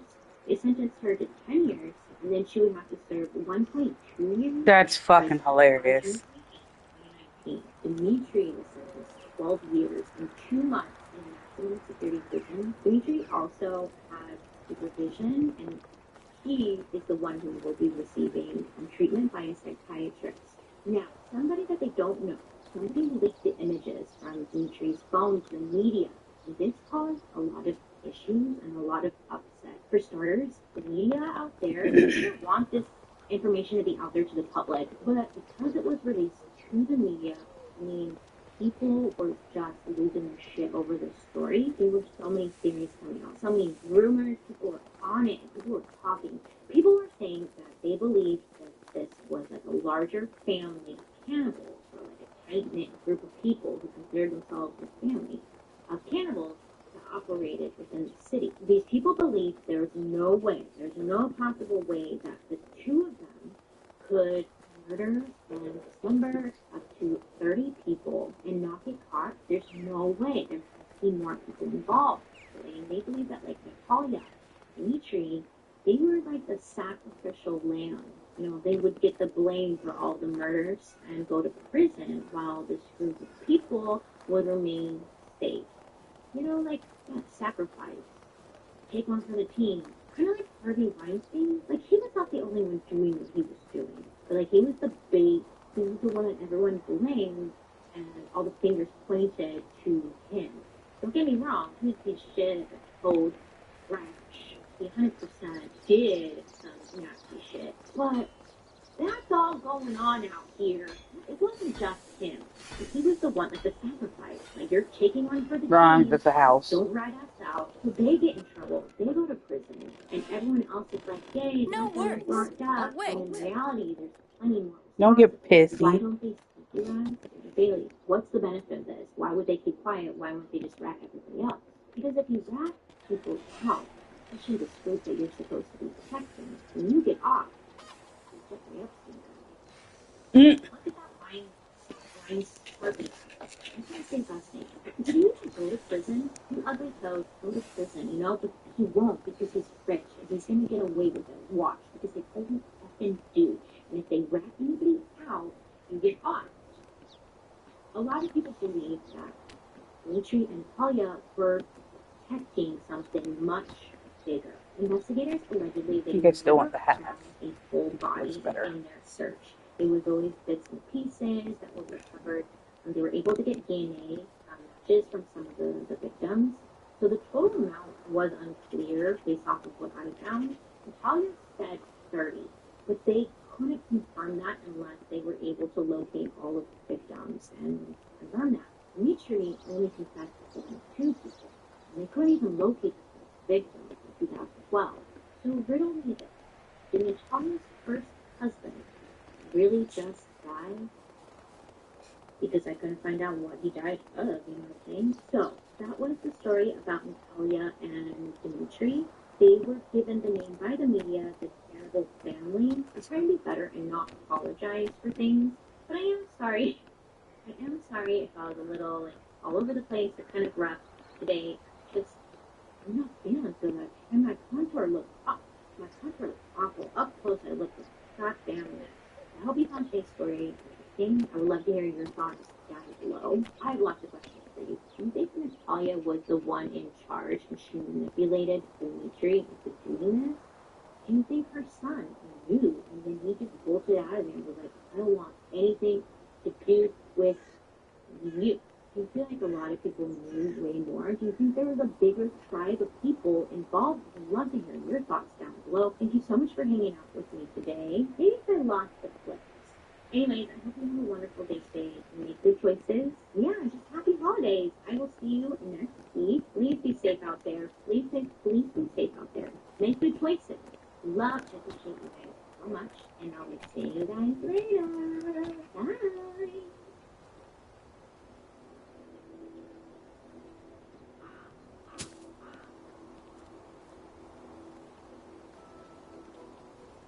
Okay, today we're going to be talking about Catherine Knight.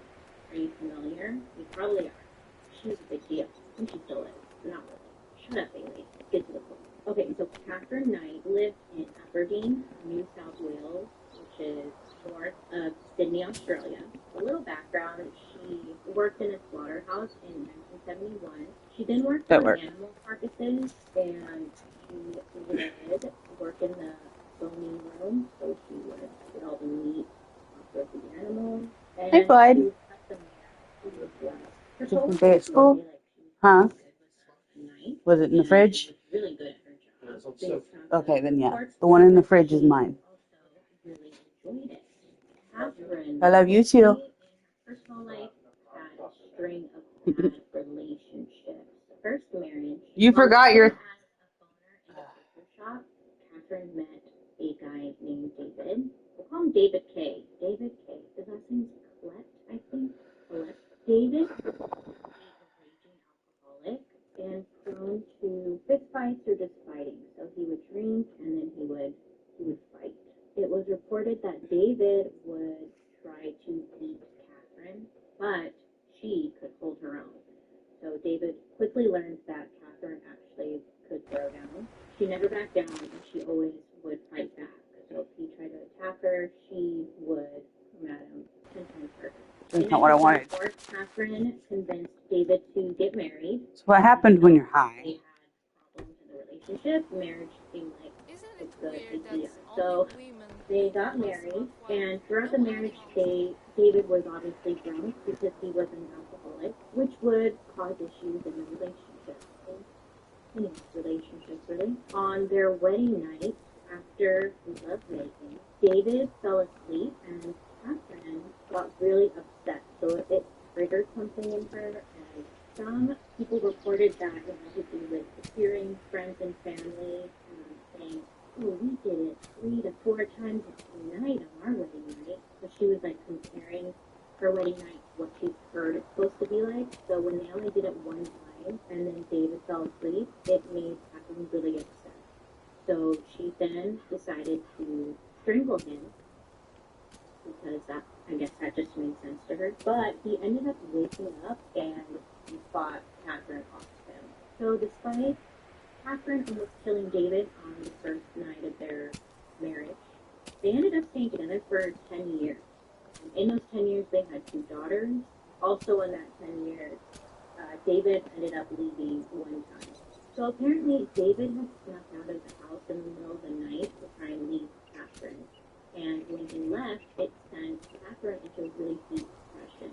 At one point, Catherine ended up staying in psychiatric hospital for a couple of months after she had gone to a mechanic who had worked on David's car. She tried to fight him, or she threatened to kill him. You see, she was upset with the mechanic because the mechanic had fixed David's car, which helped get David away from Catherine. So she was upset at the mechanic because how dare he help David get away from her. In her mind, it made sense. To us, we're like, and once she got out, her and David actually ended up back together again. It didn't last long though, and then they ended up separating. Once Catherine and David had been separated for a while, then Catherine met another David named David Saunders, and they ended up in a relationship.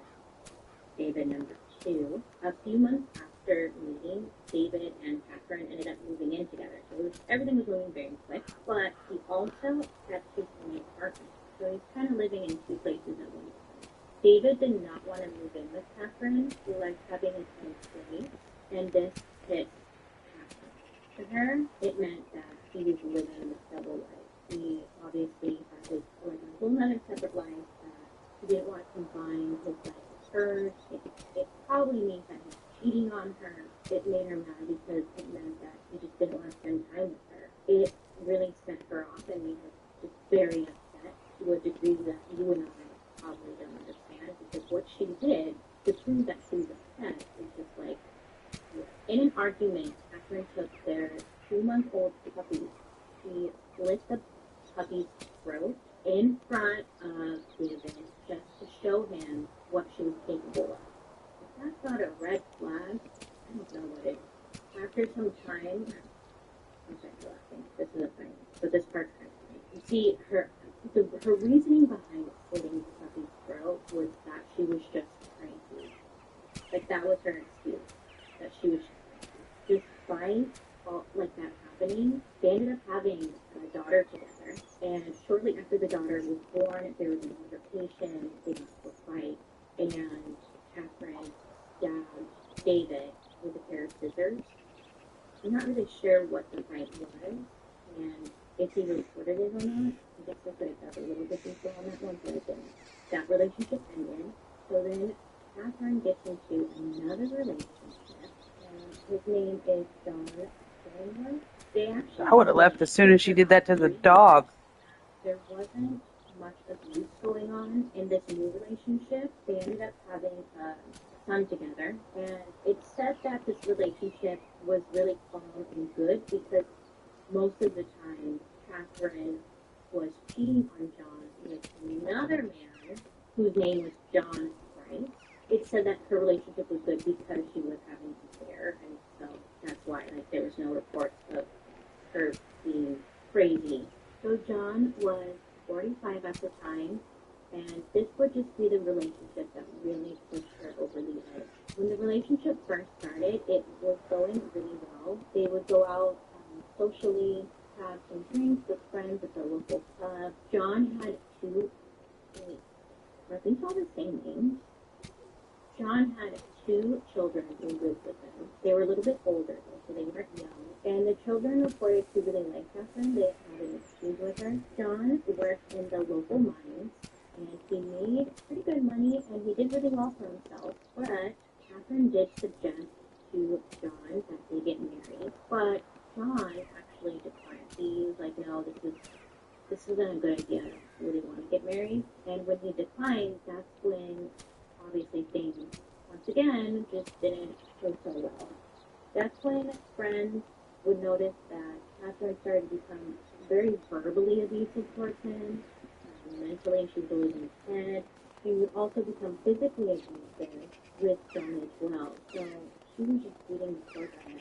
The worst thing about, this is the worst thing about her, but the thing with Catherine is when she was upset, she would always fight with vengeance. Like, she wouldn't just fight with you like a normal person. With Catherine, she would, like, super cutthroat. Like, one thing she had done was John took home a first aid kit from his work, and Catherine took video of it showing that the first aid kit was in his possession, and then she sent that to John's boss, which then got him fired. Because to the company, it was seen as him stealing property or whatever. So she did that because she was mad at him that he wouldn't get married to her, but then she ended up getting fired. So now John was like, dude, I mean, it turns out the first aid kit was only worth like $20.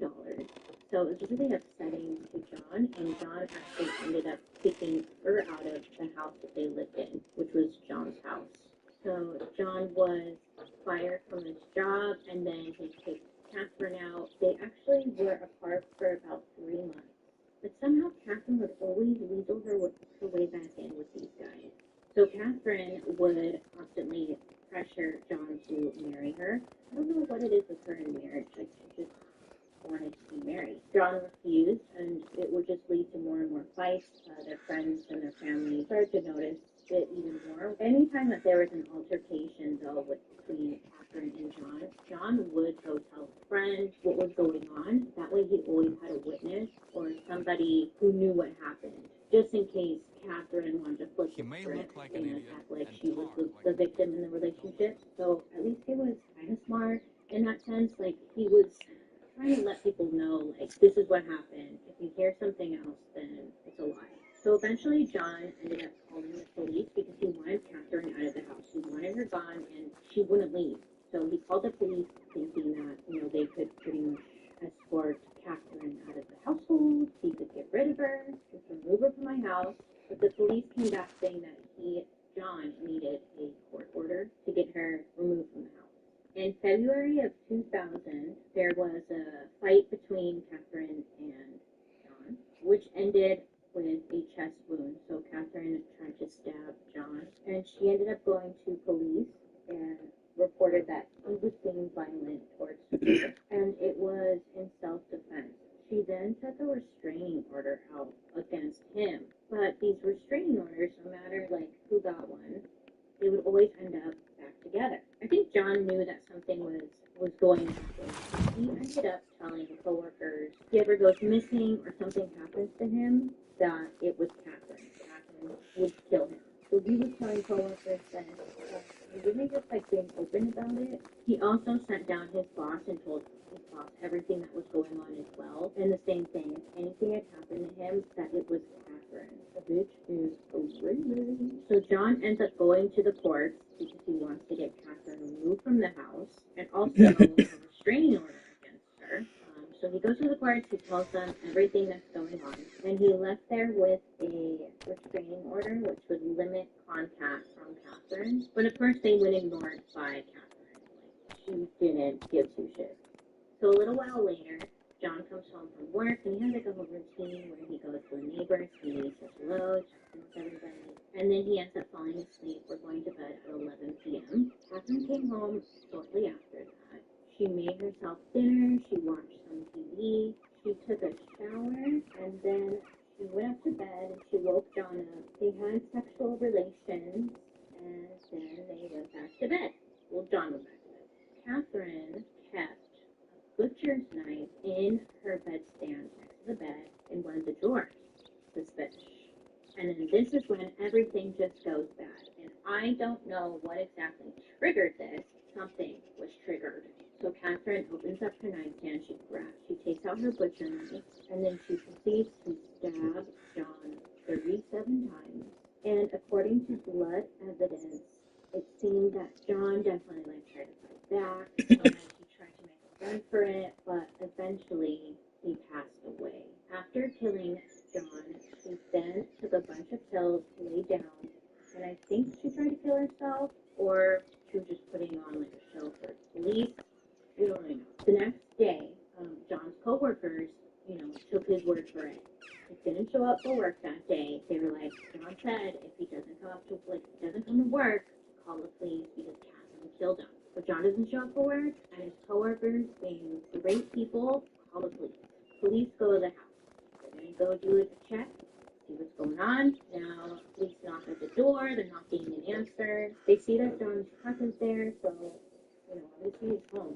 They knock, nobody's answering.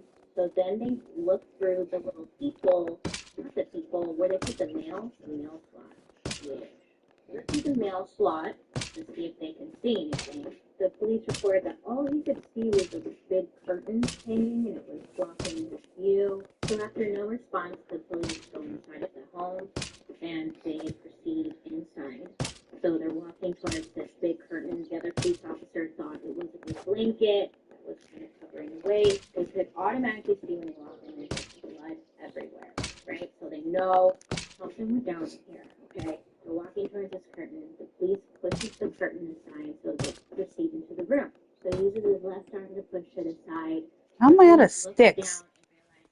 Am I too far away from the thingy? So he looks at this curtain that he just pushed aside. He looks at the curtain. He realizes it's not a curtain. This is serious. He looks and he realizes it's not a curtain. Nay. It's skin hanging from the door frame. Just skin. Then he looks down on the ground and sees a torso on the ground. No head. Side note, I know a police officer is supposed to be, brave and strong, but any of us would have ran out of there so quick, screaming. Hell no. That's like something you would just see in a movie, not real life. So the officer keeps walking and sees that there's blood all over the walls, just splattered everywhere. The floor was covered in blood. Then the officers walk into the kitchen and they see plates of food being prepared, like there was vegetables, there was meat cooked. They searched the house, they went upstairs into the hallway, and they heard someone snoring. They run, But they didn't. Catherine was on the bed, sleeping. Police officers tried to wake her up, but she wasn't responding. They then picked her up, carried her outside, and put her on the back lawn. So police go back into the home, and then that's when they start to just see more. They didn't want to see. So they realized that the skin was hanging from butcher's hooks on the door frame, just skin. John's head, because his torso was on the ground and there was no head. They found his head and it was cooking in a stew in the kitchen. So it was on the stove. John's head was on the stove. Forensic investigators show up to the house and instantly they notice a sweet It's off to smell. work It's I like go. it's like that sweet smell as if it's a body. Anyway, so they walk into the house and instantly they notice the flesh, the skin hanging from the meat hooks in the doorway. So forensic investigators determined that based off of the blood spatters, again, blood spatters a lot, more than I thought. Based off the blood spatters, they could tell that, okay, John was on the bed, right? Catherine stabbed him a shit ton of times. John then tried to get up and make a run for it. So he gets up off of the bed and there's blood on the light switch. So they were like, okay, so he must have been like reaching for the light switch. They then noticed like down the hallway that there's blood swipes down the hallway. So they see, okay, so he's trying to run down the hallway. As it proceeded downwards, they noticed that the blood spatters were getting lower and lower. So John was like slowly falling downwards, probably because he was deeper and deeper. Then they noticed that the front door had blood on the screen, so John made it to the front door. But then they saw on the ground that there was like this dragging motion of blood, so Catherine must have grabbed him and then dragged him back to wherever she was going with it. In the lounge room, that's where the torso was found, and that's where like the biggest pool of blood was. So I guess Catherine just laid him on the ground. That's where she skinned him. And at first I was like, dang, how'd she know how to skin him? Well, back when she was skinning the animals and stuff in the butcher place, that's where she learned her little tricks, I guess. So she skinned John, and then she took his skin off, and she placed it onto the carpet, like next to her. And then they know that the head was still on the body when he was on the ground because there was like an outline on the carpet or the floor of where his head was. Forensic investigators assumed, okay, well, she then cut his head off, and then she carried it to the kitchen because there were blood stains now leading into the kitchen honestly, it just sounds like something from a movie, right? Like, what? I made the mistake of looking up the images. So then in the kitchen is where she cut a big piece of muscle from his back, so like your big back muscle. She cut that into 5 separate pieces, like 5 little mini steaks. And then she cooked it in the oven, 350 degrees, for about 45 minutes. We saw that she had 4 plates made, and then the dog outside had the 5th piece of meat that she had cut up.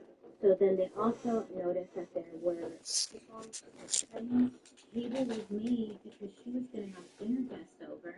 So there was little nameplates, and it was all the nameplates of their children. So Catherine was planning on, I guess, having people over and feeding them their own father. Did you think that people were going to come over and not notice like the blood everywhere? That's so crazy. I don't want to know. So police, investigators obviously took all of the items in the house that had blood on it, looked like it had been touched, looked like she had used evidence. So police investigators were saying, because this is the timeline that they put together. Once she killed John, she then took a shower, she changed, she then took John's wallet, and she ran to do some errands. And they know this because at 12 a.m., John's bank card was used to take money out. They're assuming it was Catherine. That she took his card and she took out $1,000. What she planned to do with the money, nobody knows. They ended up never finding the money that she took out, so they assumed that she took out this money and then she buried it somewhere. So she was going to go back and get the money, but they never found it. So Catherine was immediately detained, and she was in a coma, I believe, for 4 days, 5 days. So they couldn't interview her until she woke up. And of course, once she woke up and she was being interviewed, she had no memory of what happened before. They never do. The whole interview, she just wasn't giving anything away. She does eventually accept the fact that she killed John. She claimed that she killed him due to the long string of abuse that she was receiving from John throughout their relationship. They never get like a clear story from her, like what happened, but she does admit that she killed him. Catherine's brother said that she told him she was going to kill John and get away with it because she was going to act crazy, which is exactly what she proceeded to do. Catherine originally in court pled not guilty, and then midway through the court trial, she ended up changing her plea to guilty, but she didn't give any reason as to why she did that. Nothing at all. She just was like, I want to change it, and she changed it to guilty. The judge was nervous about that because he knew exactly what she was going to try and do. She was going to appeal the case, saying that she pled guilty because she was insane at the time when she pled guilty. So she was just going to say that she was not in the right mental state to plead guilty. So she's like, she's a pretty smart cookie for that. Psychiatrist actually ended up doing an evaluation on her and determined that she was definitely in her right mind, that she was not mentally unstable like she was saying she was. What kind of test they gave her, I don't know. I think we can all agree that she was mentally ill, because who in the right mind would do that, right? But, nay, you should not get like this, because that is disturbing. Throughout court, she did not show any type of emotion. She was just like, then out of nowhere, she randomly started acting crazy. She would start screaming at the top of her lungs, rocking back and forth, trying to portray this, I'm sick, which she's never done this throughout her entire life.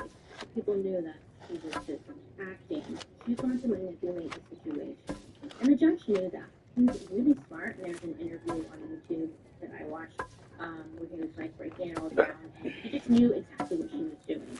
The judge determined that she would get life in prison without the possibility of parole. She's the first woman in Australia to get a life sentence with no chance of parole. So my eyes hurt. The back of my eyes no hurt. one fully knows what took place that night, because Catherine still to this day has not talked about it, and no one knows what she did with the money. What did she do when she left the money? What the hell was she doing? What? In 2006, Catherine did apply to appeal. She claimed that her life sentence was too severe for her crimes. obviously rejected this appeal and said, no, Catherine. No, but the judges said, like, this is the worst thing we've ever seen in our lives, pretty much. Psychologists have examined Catherine, determined that killing and dismembering John was premeditated and an act of revenge. Plus, it just got her on her perverted pleasure. Catherine really enjoyed. She's just a sick, sick lady. In prison, Catherine attends church on a regular basis, and she sings in a women's choir. I was reading different articles about Catherine, like in jail, and they're saying like she's the boss bitch around there, pretty much, that everybody listens to her. She calls the shots, and I don't know if she'll ever complain about what she did that night. And that concludes the story about Catherine Knight. So I think we can all agree that Catherine was not well, and poor John, his life was taken from him because of Catherine. I don't know why she was that way. I don't think any of us will really know why she was that way. So let me know what you think down below. There's really not much you can say other than what the F. I don't know what the takeaway is with this, because I felt like John did everything that he was supposed to do. He told his friends, he told his boss, he told his family like what was going on with Catherine. He's trying to get the police involved, and it's never a smooth process with going to the police and whatnot. And I think that's all I have to say. I hope that you have a great day today. Make good choices. Don't go murdering anybody, okay? And don't go eating them. I think you should do that. I will see you guys later. Bye.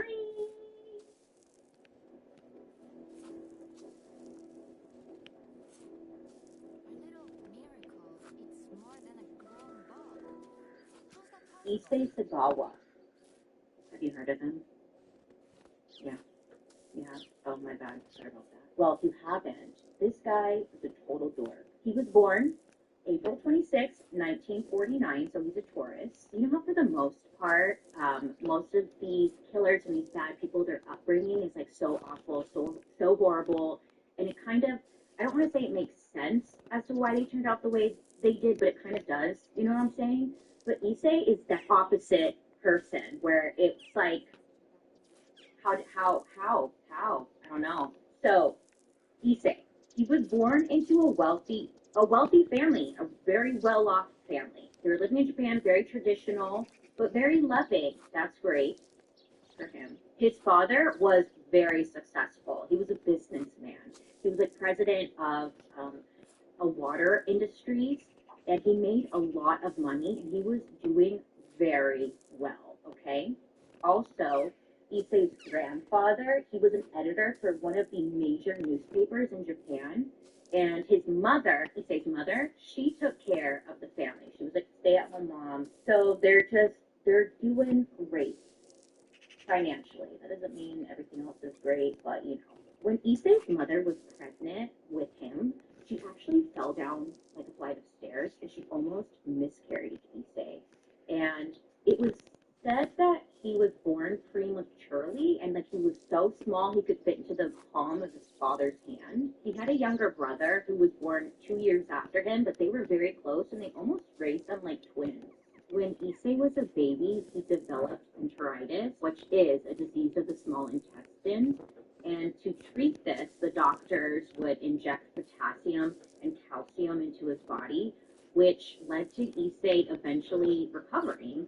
But the downside was that the disease was leaving him very like frail and just sickly looking, which made him feel very insecure. It was said because of this, Issei was more of an introvert. He was a bit of a loner in school. He didn't really have like any friends, but he absolutely loved school, especially literature, because it was a way for him to escape the world that he was in and go on like these grand adventures in his imagination, you know, where like he wasn't the small little guy, or he wasn't the weak, sickly guy. He could be the hero of the story using his imagination. So he loved reading. He loved books, stories, literature, like I said. Because of this, he would end up getting his master's degree in English literature. Issei would say that from a young age, he noticed that something within himself from a very early age was going on. Like something was different.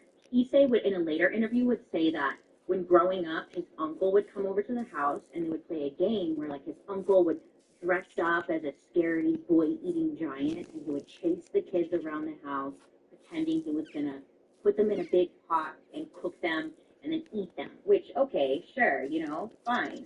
But where this story goes, it's like, oh shit, you know? But okay, great game. But the uncle would chase Issei and his brother around, and then his father would like rescue them. It was just all fun and games. There was like nothing, no bad shenanigans going on.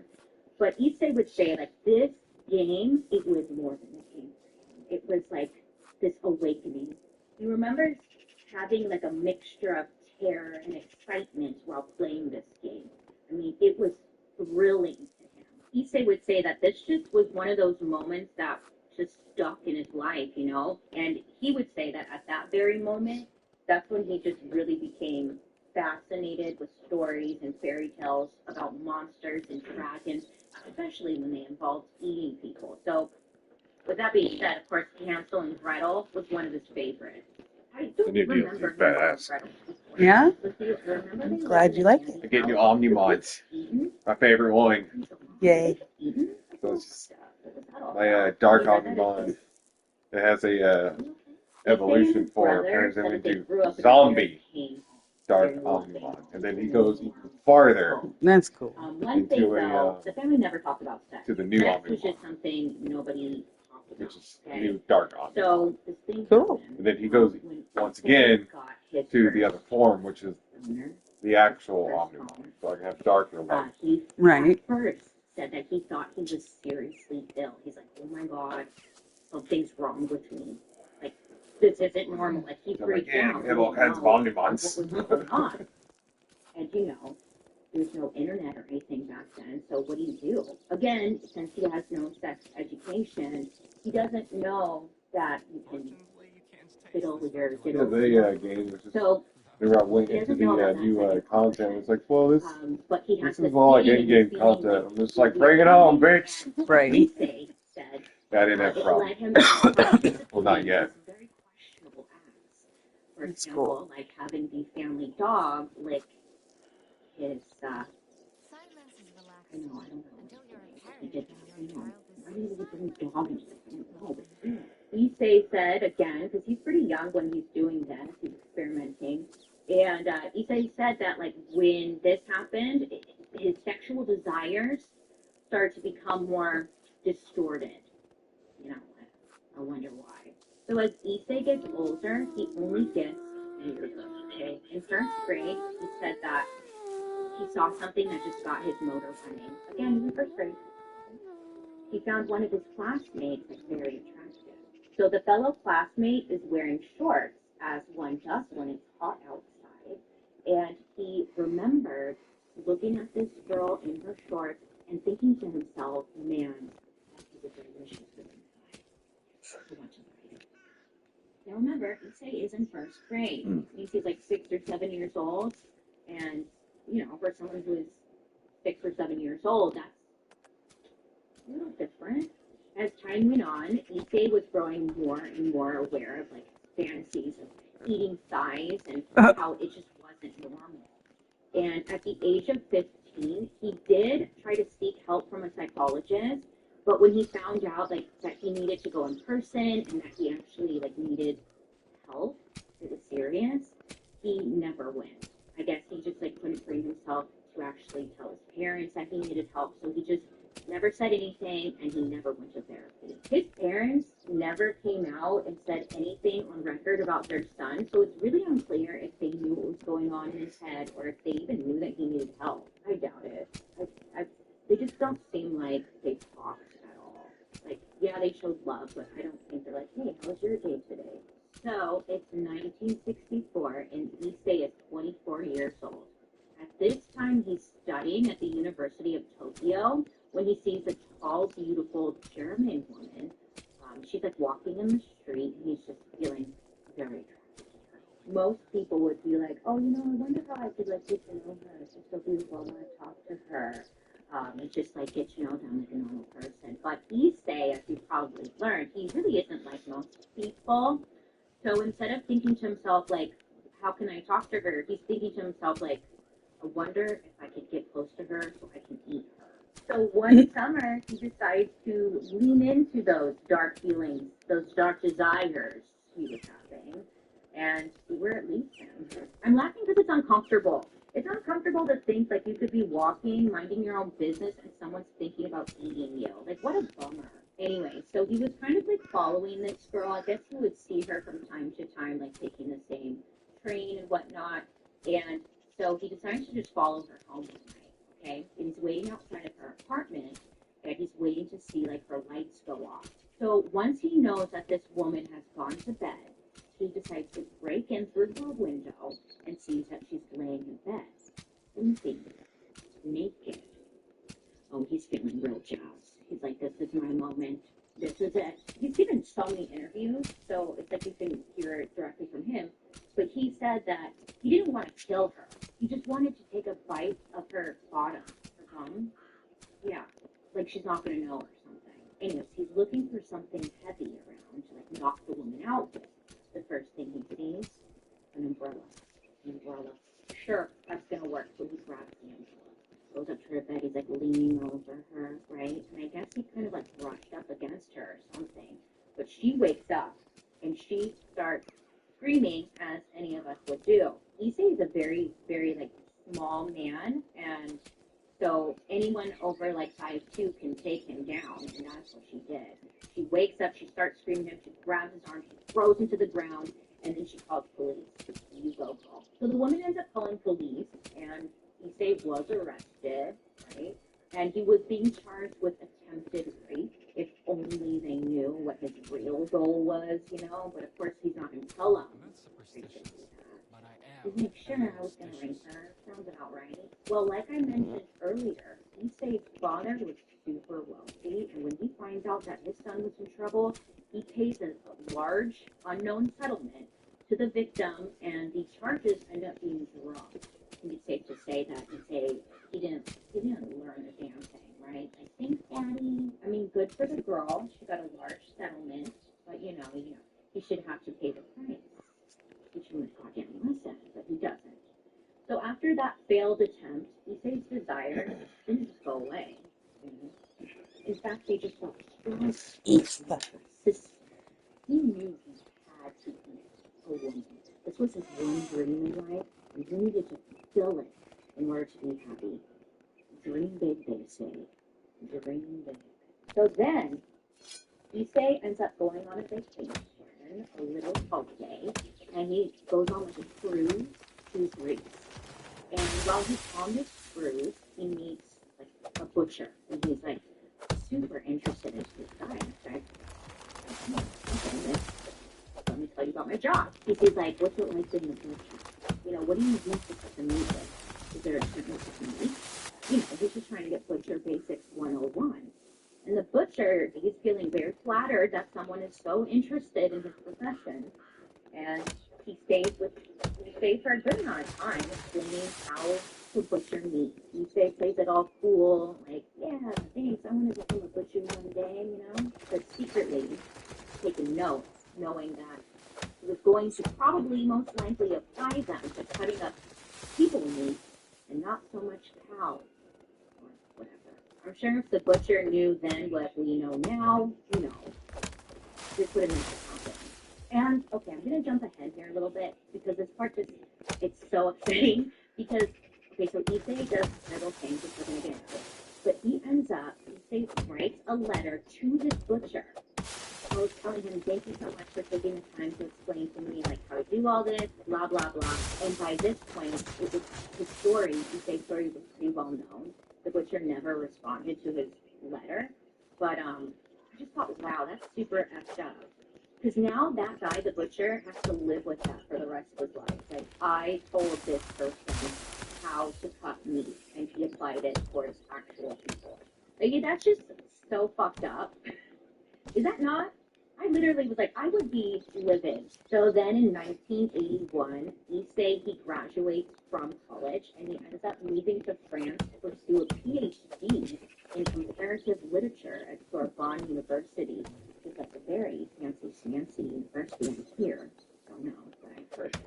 So when he moved to like the Latin quarter of Paris, France, an area which is super known for like its student life. It's very lively, lots of people, bistros. Issei is kind of getting adjusted to this new life of his, and he would say that every night, almost every night, he would go out and he would bring a sex worker like back home with him. And instead of paying them for, some sweet lovin', he would wait for the moment when they had like their backs towards him, and he would try to shoot them. He was trying to kill somebody. But luckily, I guess, he would freeze and he would chicken out. So he couldn't do it.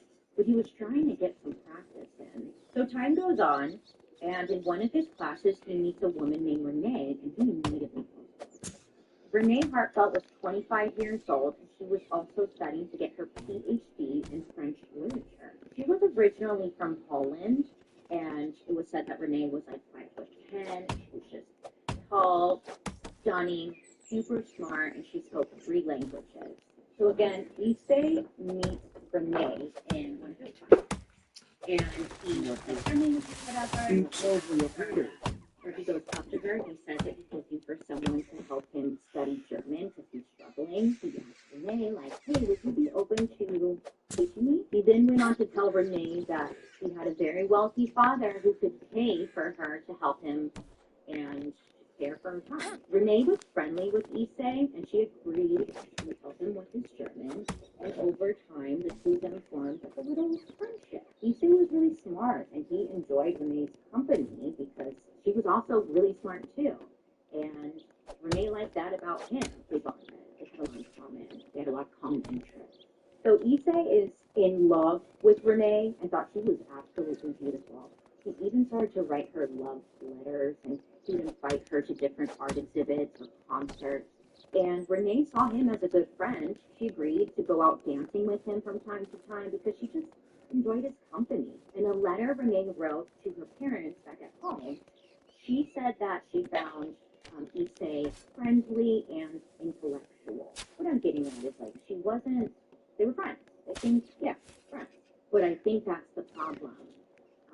Renee saw him as just that, a great friend, great company. She enjoyed him as just that. And Issei's love for Renee is just growing. He is wanting more than just being friends. He wants to do more than just wine and dine her. He wants to wine and dine her. He wants to eat her. So Issei would later explain that one of the reasons he really wanted to eat Renee was because she was healthy and beautiful, 2 characteristics he felt that he lacked. And he considered himself weak, ugly, small. He wanted to absorb her energy through eating her, I guess. That's his mind. I don't know, dude. I don't freaking know, you guys. But that's his reasoning. But he knew in order to eat her, he has to kill her first, which is something that he seems to be struggling with. He said in interviews that if Renee would have allowed him to drink her urine or would have given her some of her pubic hairs, that alone might have satisfied his desires, but he was too afraid to ask in the first place. So killing her in his mind was easier than asking her for her urine and pubic hairs. Either way, it's awkward, man. What was he going to do with the urine? Ew. So one evening, Issei invited Renee over for dinner, and he was asking her to read him a poem by one of his favorite German writers. And she was like, oh, okay, sure, because German, they were learning, remember? So she sits down at his desk and she's reading him the poem. Issei, he had a rifle hidden in his drawers on the other side of the room. And there are different reports that say Issei actually tried to shoot Renee this night when she wasn't paying attention, but that the gun ended up jamming. And I guess Renee didn't hear it or even have any idea that it happened behind her back because she was like sitting reading. And Issei just pretends that nothing happened, I guess. So Renee took off for the night. She's like, whatever. She has no idea what Issei's really thinking. And he went just full-blown creep status 100 and just went off. You know when you're really into someone and the scent of like their cologne or perfume, it kind of lingers after they leave and you're like, oh my god, it smells like them. But nothing more than that. Like not in a creepy way, you're just like, you know, no, that's normal. Whatever. Well, it I was think kind it of is. like that.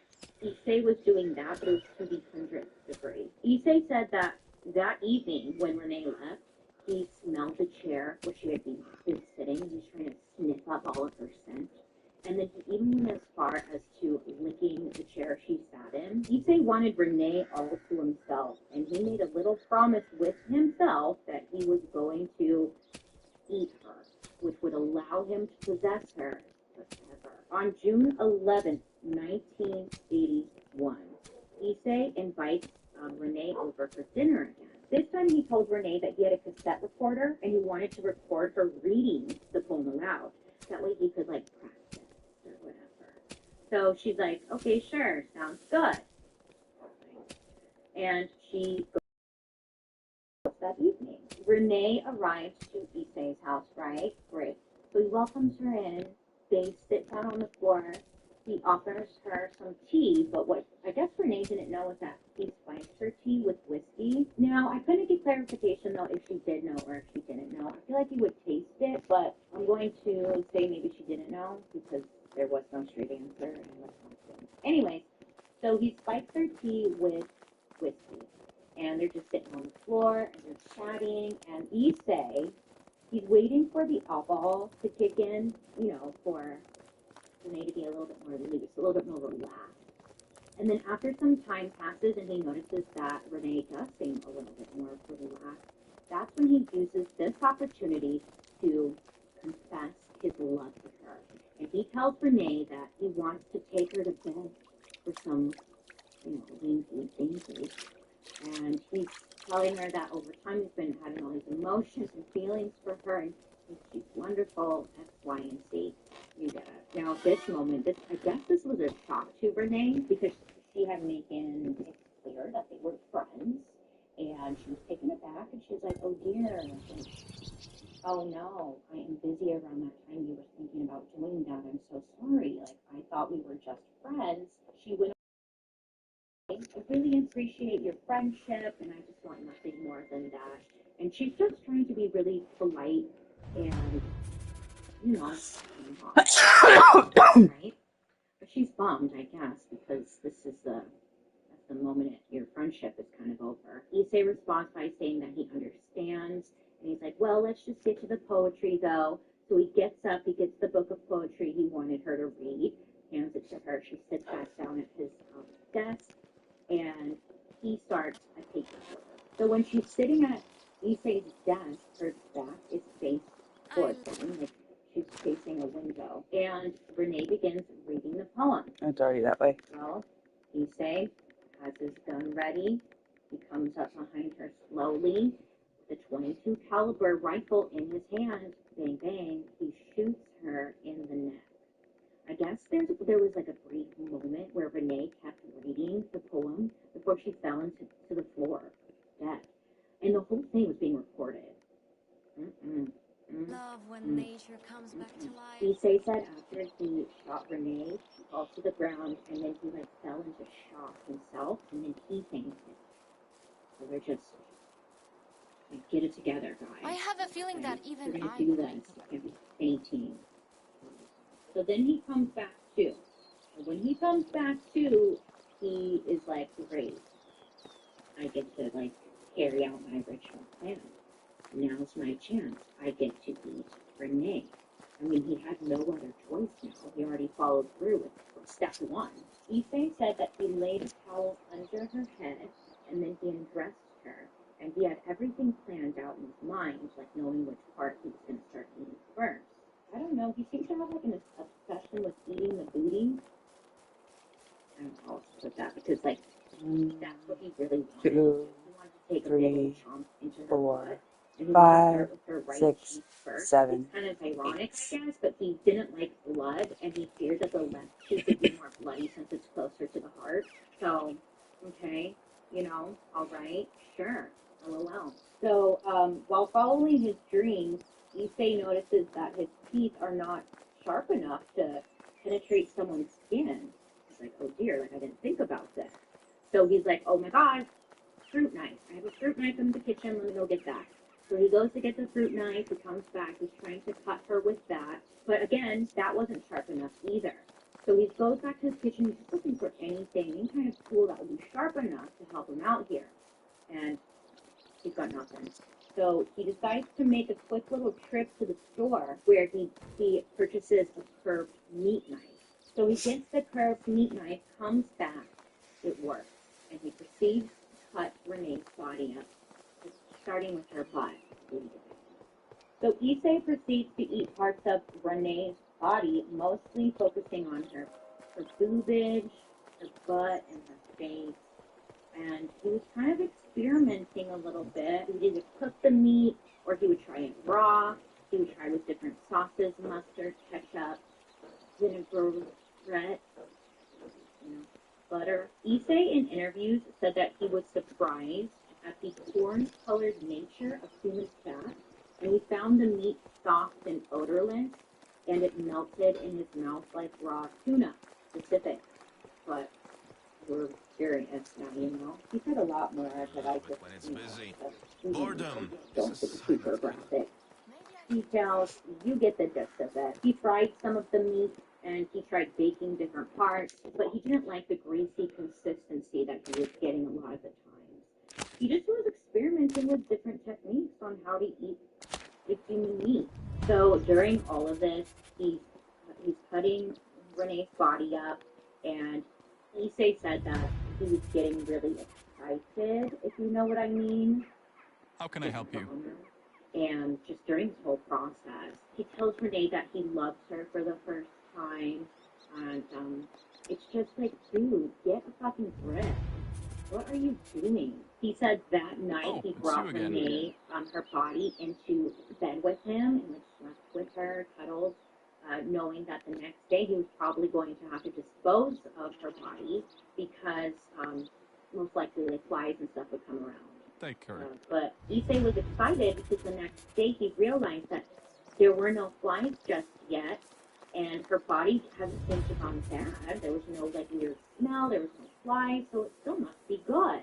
And he's like, fuck yeah, I get another day to experiment. So he goes on to cut up, again, her skin, her body. He's sampling different parts of her. And he upgraded to an electric carving knife at this point. I'm sorry for laughing, but what are you doing? Yes, he's got an electric carving knife. Like he's like, I'm gonna go upgrade really quick. He gets an electric carving knife, cuts up the rest of her body. He's putting them in Ziploc baggies, putting them in the fridge for later, right? Saving it for snacks or something. Hello there. And then during each stage of dismembering the body, he took photographs of each process to keep for his scrapbook, I guess, memories. But soon enough, the flies showed up, and once the flies came and started to swarm around the body, he knew it was time to get rid of it. It was done. It was over. So in order to get rid of the body, the evidence for Renee, so he's like, let me just chop her up into smaller pieces, and I'll shove her in just two suitcases I have. So he does just that. Of course, along the way, cutting her up further to fit into the suitcases, he's sampling and taking bites of different parts that didn't have any flies on them. So Issei came up with a plan. His plan was to put Renee's body into the two suitcases and then take it down to the local lake and drop them in the lake, hoping it would sink and never be found again. So with this in mind, Issei, he packs up, he loads the two suitcases, and he calls up a cab, and he asks them to take them to a public park, which is like 5 miles from the city center of Paris. It's like the second largest park in Paris. It's about almost 3 times the size of Central Park in New York.